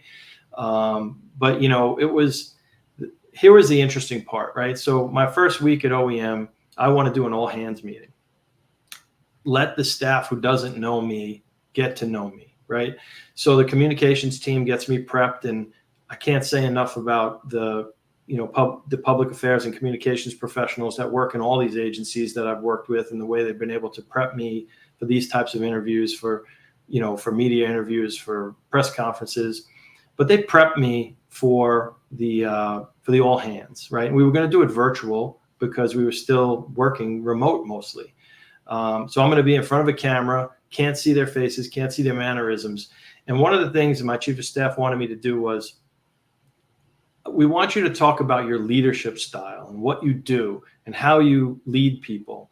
And, Mike, that changes over time, right? You learn different techniques, you approach things a little bit differently.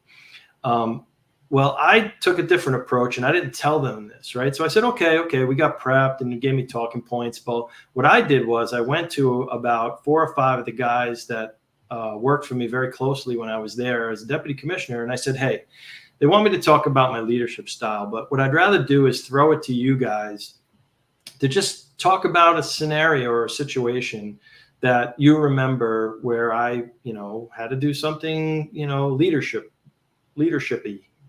however word you want to use, right? Took command. Yeah. And so that's what we did. And it freaked them out, right? The comms teams and my chief of staff were like, what in the world is this crazy person doing? He's here a week, 2 weeks, and he's going to turn this over to them to talk about him like a roast.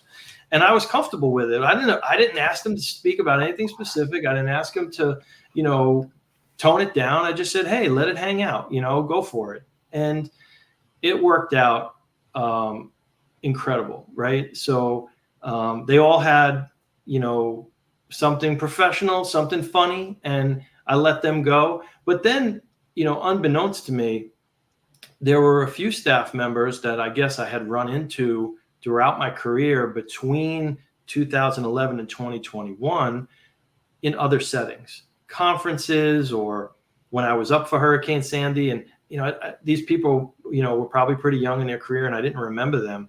And they came on and they raised their hand in the Zoom, and they wanted to say something. And it was really flattering because you don't realize the impact you have on people as you come through your career. And,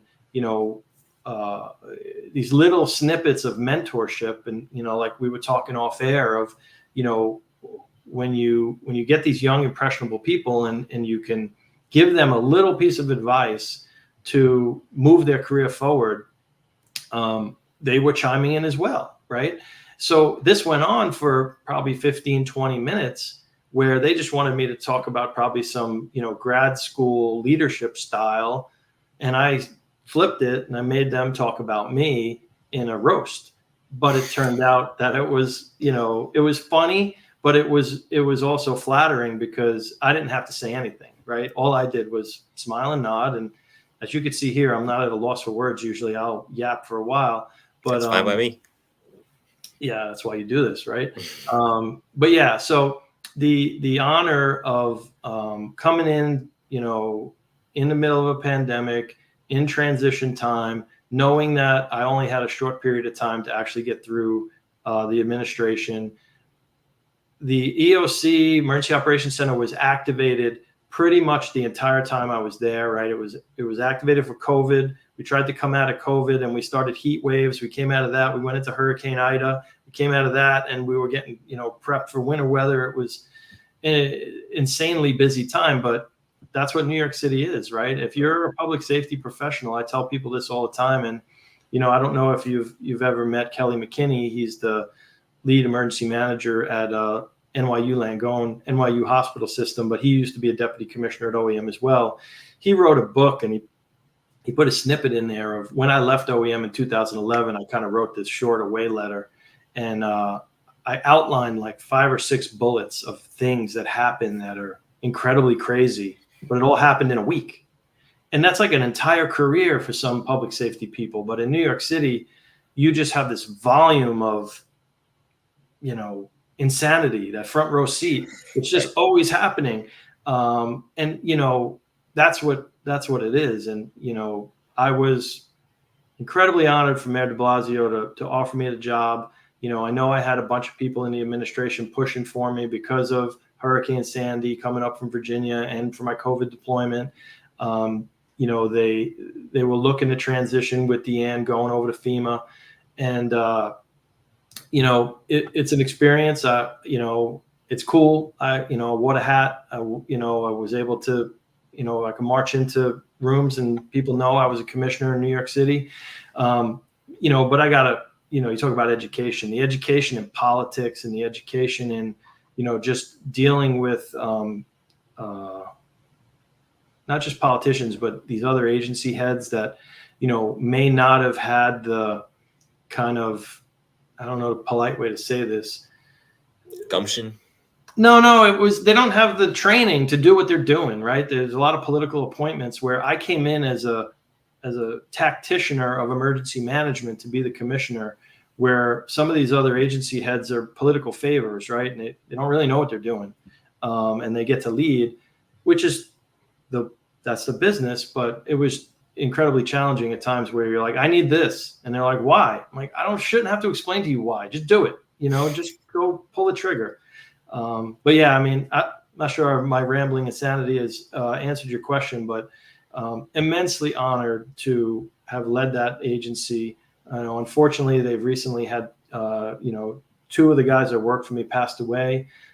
Very sad. I've been in contact with the team. If any of them are watching, I wish them the best. But yeah, it's and one of the biggest honors of my life to be appointed commissioner, for sure. You're no stranger, and this is touching on Virginia now, to long-term operations. Ground Zero was a long-term operation, 8 months to be exact, from September of 2001 to May of 2002. Sandy, long-term operation. For some places, the operation is still ongoing. The cleanup from that damage a decade plus later. COVID was a long-term operation. We only just came out of it relatively recently. So as far as Virginia is concerned, you're no stranger to this, but now it's an entirely different scape. You're used to emergencies in New York City. Here's a new environment. Doesn't matter how much experience one has, to learn a new environment, no matter how much time you have in the business, is not easy. So as far as the opportunity, you take it, right move, obviously, for you and your family, all things considered, but getting down there and learning what was what the resources were, what the positives and negatives were, how long was it before you finally felt comfortable in a new environment?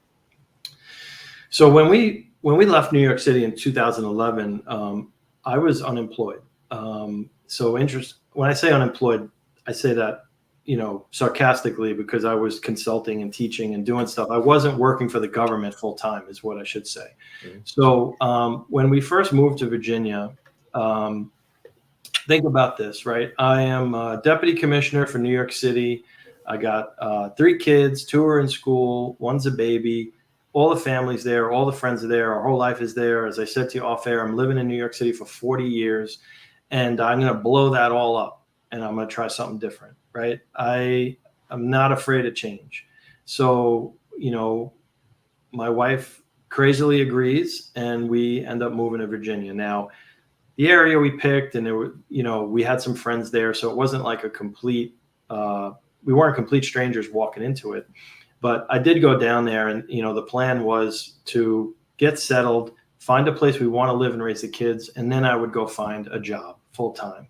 So in between when we moved and when Sandy hits about 1.5 years later, I'm consulting. I'm working for the Department of Defense, doing some CBRN, WMD work, a lot of research, doing a lot of teaching, doing some private consulting. I actually was you've probably heard of the New York City Wine and Food Festival. I was the safety consultant for that for 10 or 11 years. So I had a lot of things going on.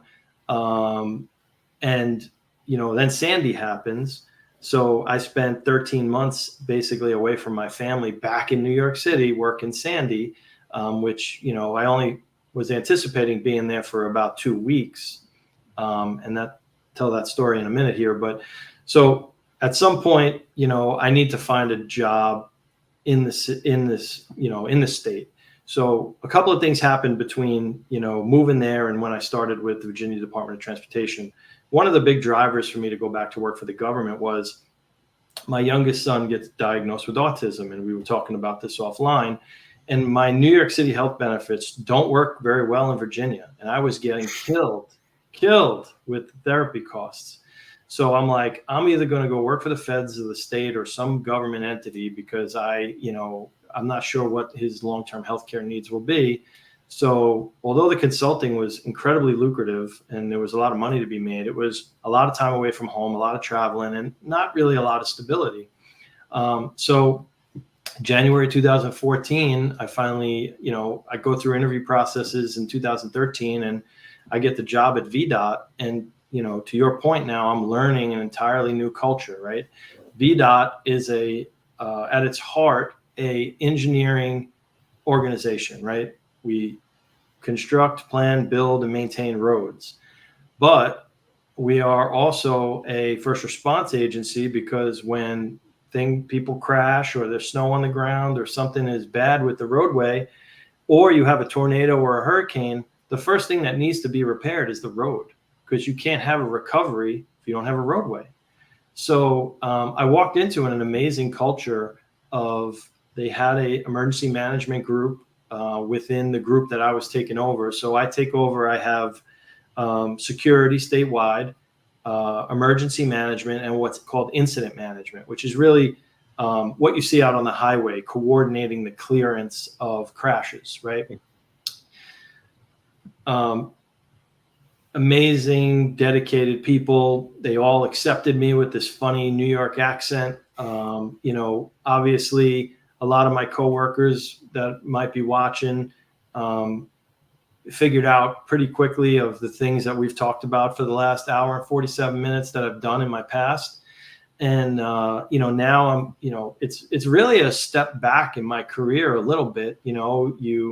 Somebody told me, and I wish I could remember who it was, but they told me, when you're climbing the corporate ladder, at times you got to switch ladders, right? So you're going to go up and up and up and up. And, I went in the New York City ranks from, cop to deputy commissioner. And now I'm going to switch ladders, right? I got to do something different. So you're going to have to go down a few rungs. And obviously, my level of authority, my level of management, where I was in the organizational chart was way different than what I probably could have done if I stayed in New York. But I wanted to do something different. I wanted a different life, and circumstances being what they were, I made a decision and I, accepted this position. And, what ends up happening is, the commissioner quickly identifies, hey, this guy could probably do more.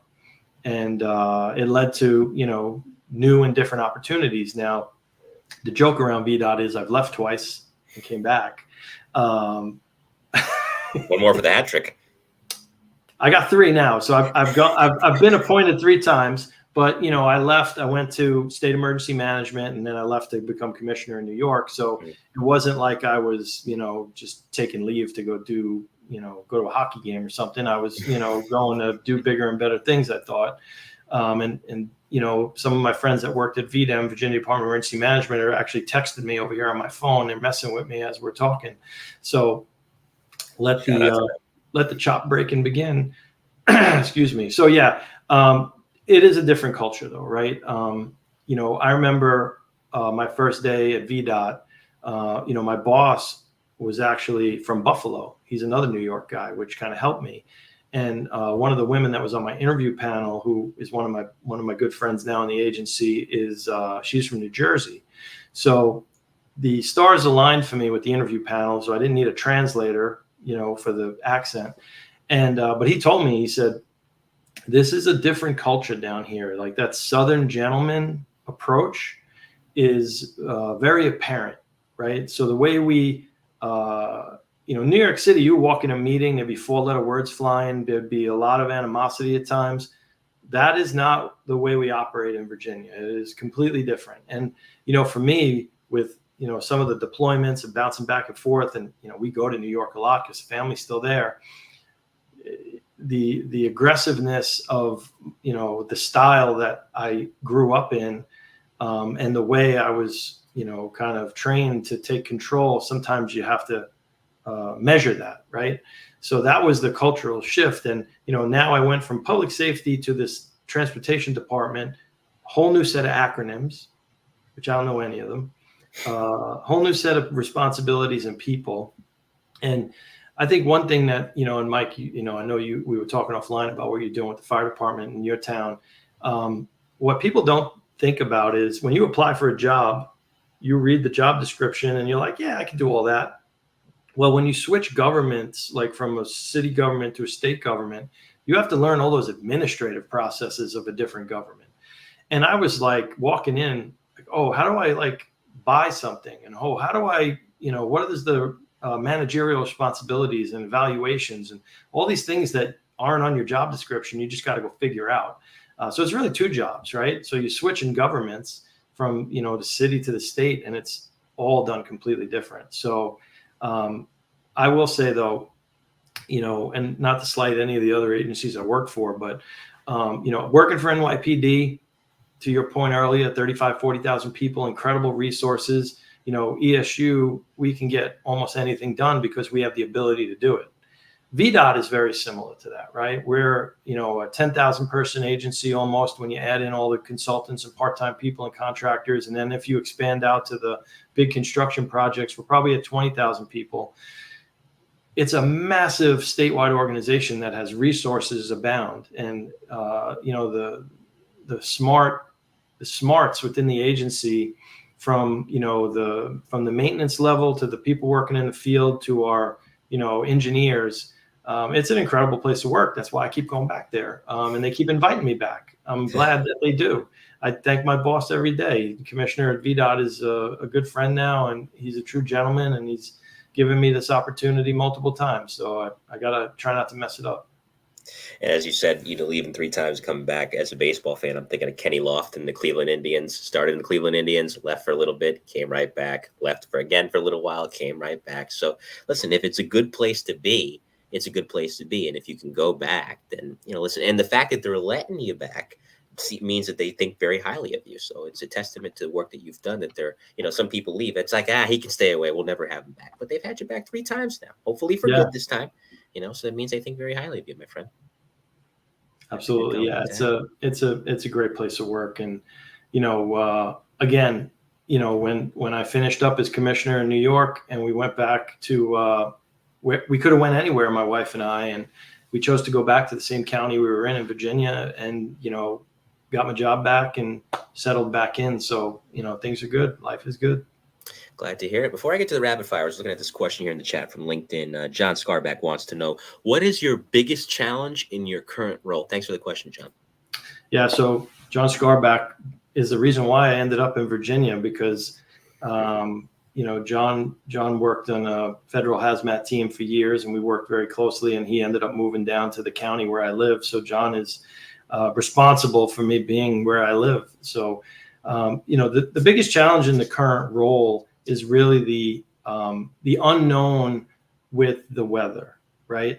I'm not going to sit here and be a climate change positive or negative person, but what I will say is the ferocity of weather has changed in the last 10 years, right? We see it with hurricanes, we see it with winter weather, we see it with the tornadoes. So, VDOT being such a big organization and different than other state DOTs is we control almost every road in the state. Subdivision road out in front of somebody's house to the interstate, we have almost all of them. And trying to manage the public's expectations when we have these big weather events is challenging. when it snows, people want to get out on the road and they want to be moving around like they were on a blue sky day. When we have a bad, windstorm and there's a lot of trees down because, the ground was soft, it's managing that expectation of give us time to do this safely, right? So now I'm responsible for employee health and safety in VDOT. So I'm constantly preaching, we have to do this very slow and methodical so that we want to send everybody home, right? More than enough times, and we've talked about it here, is guys go to work, they don't come home. We want to make sure we're sending everybody home. We want to take as zero risk as we can and do it very controlled. So the challenge of, one, executing the mission, making sure everybody is trained and has the right equipment to do it, does it safely, and then managing the expectation of the public to allow us the time to actually get it done. And, I'm sure you saw in January 2022, we had that big snowstorm in Virginia, closing Interstate 95. I spent 26 hours out on the interstate that night trying to help get it cleared up. Freak storm, people are, a little bit unprepared. The temperature variant changed on us. There was a lot of variables working against us. We had some technology challenges. It's all in a state report that I've been answering out for the last year and a half. But yeah, it's, the weather and managing the public and the politicians' expectations about what happens when we have these big events and how to, give us the time to do it safely and not rush through it. And please, we try to tell the public this all the time. Be prepared when you go out there. If you're planning on going out when we'll make sure you don't go out in a storm. But if you do have to make a decision and go out in the storm, be prepared, because you may get stuck and, you're just creating additional challenges for us. We can't plow snow if there are cars stuck in the road.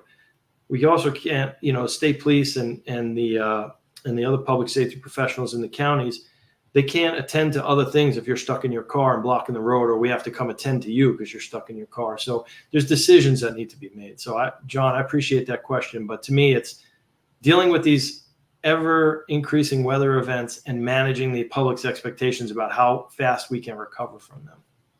It is a great question, John. I appreciate you asking it. Shout out to all our DOT personnel. I saw them hard at work earlier on the highway by my house, doing great work. And it's not easy, especially these Northeast roads, to get that kind of work done. Drivers are not known for their patience around here, but we appreciate their efforts nevertheless. And not shout out to those that didn't let me merge into the left lane because the right lane was closed because these men were working hard. I'm not going to forget. So on that note, we go into the rapid fire. And if they see this podcast, drive better. And the rapid fire is, because you follow the show, is 5 hit and run questions from me, 5 answers from you. And we'll go right into it because I know you're ready. And you know what? I'm going to ask this question anyway. You've kind of covered it a little bit, but still, first, if not for the police department, what other career could you have seen yourself pursuing and enjoying? So I also took the fire department test. I was probably going to do something public safety related. I was, as my father deemed, an ambulance chaser as a young kid. I grew up 1 block off of the Staten Island Expressway, the interstate. If there were, lights and sirens up there, I was pedaling my bike up the side of the road to see what was going on. Obviously, 5th generation in NYPD alone. And it's just, the mindset I had was, I was going to do this, or, the fallback was, I mentioned, that I went to college on tennis scholarship, and I actually became a, certified tennis instructor, certified tennis pro years ago. Maybe I would have done that. I don't know. I probably need to do that more now to, get in better shape as I get older. But yeah, it was going to be something in this field. I don't see nothing else really interests me. Or as my current boss, Commissioner Steve Britch, says, if my hair is not on fire, which I don't really have any hair, but he says, if my hair is not on fire, I'm not happy. And he's right. I like to be in the mix. If there's a emergency going on, I'd rather be there helping solve the problem than waiting on the sidelines and watching it. I'm like a cat in a bag when there's something big going on and I can't be a part of it. You and I kind of function the same way. I'm different that I don't pedal my bike there, but I listen to the scanner a lot, to see what's going on. And working at a fire department, I see the guys going out for calls. And even if I'm working at the office, my chief kids me all the time because I'm looking out the window watching the engine take off. And it just never gets old, truly enjoy it. And, as we talked about off the air, maybe I get on that engine myself one day. We'll see what happens. We'll see where the road takes me. Second, in an ESU squad room, favorite snack to eat or best cook you ever worked with and favorite meal from them? I could say the best cook was probably Kenny Richardson. He made some amazing meals. He was in a different squad, but sometimes we'd get leftovers. I don't have a specific meal that I would remember. I'm actually pretty picky diet over the years. I don't kind of eat everything. I'm not that adventurous. But I would say he cooked up some amazing meals over the years that we were the benefactor of. Third, funniest colleagues you ever worked with? Oh boy. I mean, as I mentioned, Santos Valentin was pretty good. He took, you sit in a room with him and your sides would hurt after a while. We had a gentleman at Six Truck, Tom Urbanski. I don't know if you've ever heard that name. I've heard him. Yeah. He recently saw him at Lieutenant John McCardle's funeral, and Tommy is one of the best E-men you'll ever work with. Incredibly skilled, amazing plumber. Helped me out a lot in my house when I was building it. But he also can light up a room. He can make you laugh. He can, turn a tide real quick in a room. And Tommy, still to this day has that same personality. He's also one of those guys that can walk in a room, doesn't matter who's in there, and say pretty much anything, no matter how off color or crazy, and get away with it. He had that skill. Steve Stefanakis says Jumbo. I don't know what that's a reference to, but he contributes in the chat. I figured you would know what he's talking about. I do. Yeah. Thanks for contributing that, Steph. It's good to see you as always, buddy.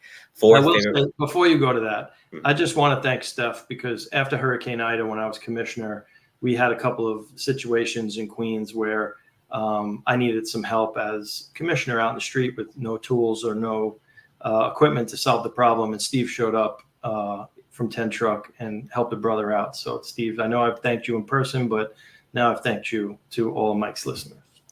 Thank you. I'll say thank you in advance as well to Steve, a good E-man, good guy.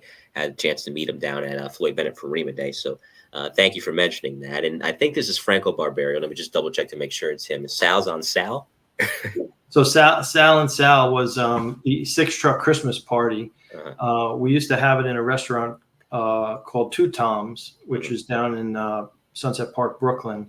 And the food was incredible, but the main course was a pork chop that was probably 2.5 inches thick. But yeah, the Sal and Sal party was amazing.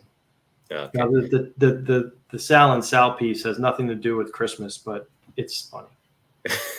And I think, it is Franco Barbario that contributed that. For some reason, his username doesn't pop up. It's his LinkedIn user, but I just checked on LinkedIn, and that is him. So thanks for that contribution, Franco. And come on the show, Franco. How many times do I got to say it? Come on the show. I've been trying to get you forever, and hopefully soon I will. Fourth, I think, did I ask this question yet? Which was the favorite bar or restaurant in New York City? I don't think I did. No. Okay, so there you go, favorite bar or restaurant in New York City.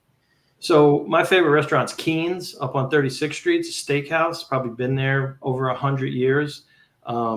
Obviously, as a young cop, you don't get the opportunity to go to those kind of places very often because they're way too expensive. Mm-hmm. But Keen's is a historic, older steakhouse.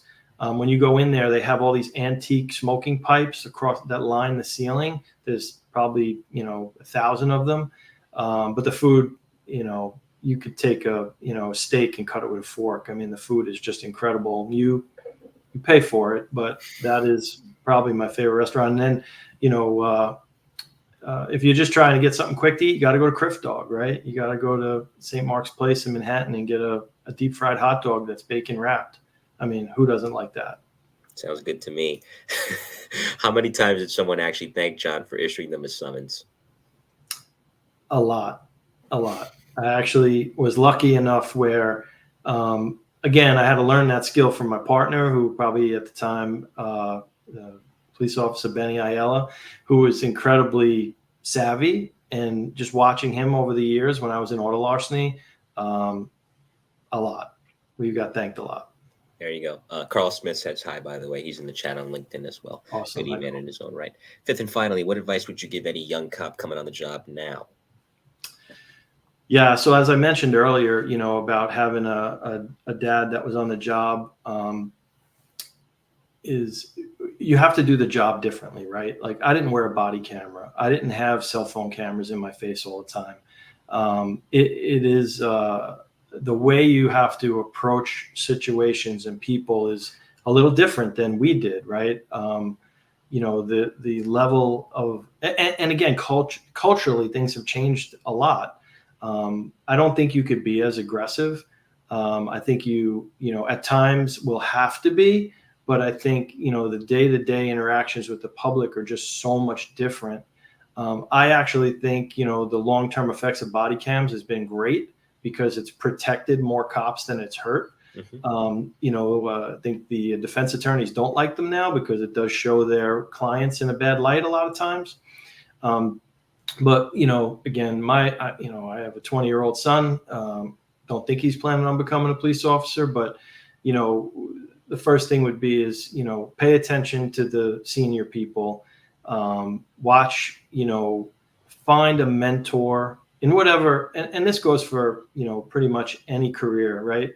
Find a good mentor. I've had the opportunity to have some really good mentors. Now, when I say find a mentor, that's not necessarily a senior person in rank or a leader. It could be a peer. It could be somebody that works for you. And I've mentioned that here where I've taken advice from, people that worked for me. I've taken advice for people I've worked for.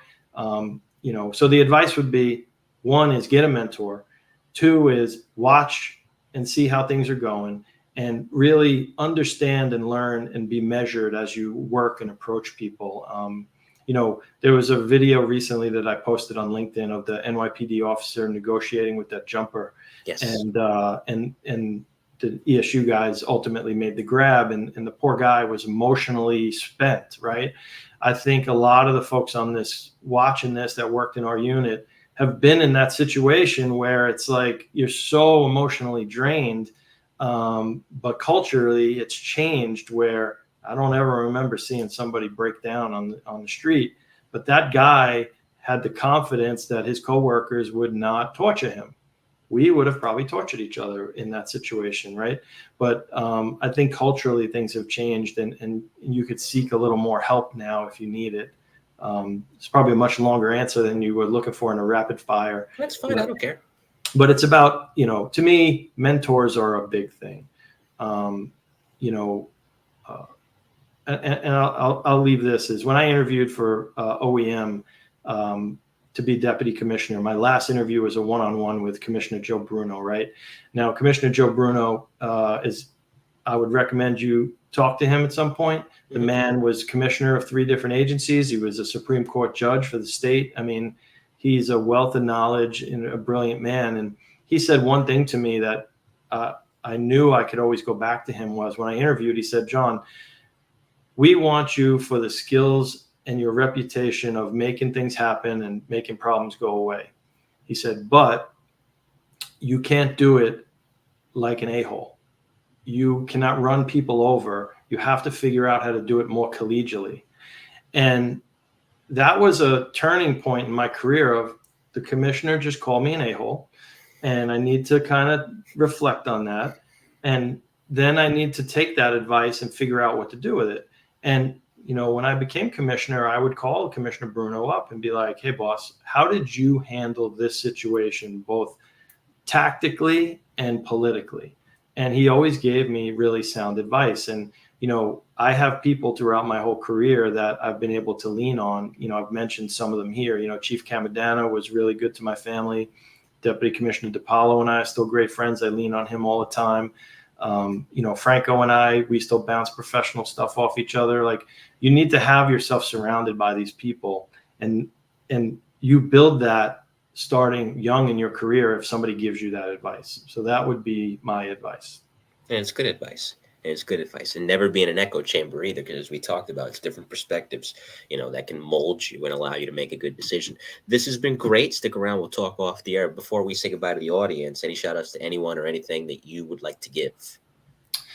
I want to shout out to my wife and family. I know I've said this publicly, but you cannot, for me, I could not have had this career without their support. Listen, Mike, I'm sitting in a hotel room on my 25th wedding anniversary vacation with my wife in the other room, allowing me to do this, not being mad, because she knows that this is my career. This is what I love to do. And she's the best. She's been here through 9/11. She's been here through deployments with the USAR team, with Sandy. When I went to Israel with the DOD to blow up dirty bombs in the desert, like, I've done insane, incredible things, but without that family support, from my dad. My mom was a corporate executive, human resources corporate executive, who was always leaning on me to go take more training, keep your resume up to date, don't be afraid to try things. And, my wife has been there, we've been married 25 years. She's been here for 27 with me. And without her support, for me, that family support is key. So, probably not what you were thinking was going to come out in a meeting like this, but you need, for me, that's key. I would not have been able to be successful and take these chances and do things and, go and help others all these years, without that kind of support. And then, Mike, I want to shout out to you, because you're giving guys in this public safety field, for me, it's incredibly fun to sit and watch my peers in ESU talk about their careers. And some of the stories guys are telling, I might've been there, might not have been there, might've heard of them, listening to Mike Core. Some of the names that Mike mentions are legends in ESU, right? You hear it from the day you get to STS, and equipment is named after these guys. Techniques are named after these guys. So you have given us a great platform to get these messages out and to reminisce about our career. I've spent the last 2 weeks kind of racked my brain of what was I going to talk about. I got this, 30 years of experience pent up, and I have people tell me, oh, you should write a book, you should do this. I ain't got time for that, right? I'm still working, I'm still building that career. But thank you for giving us this platform to come out here and, chat with our peers. And I wish you the most success of continuing to do this.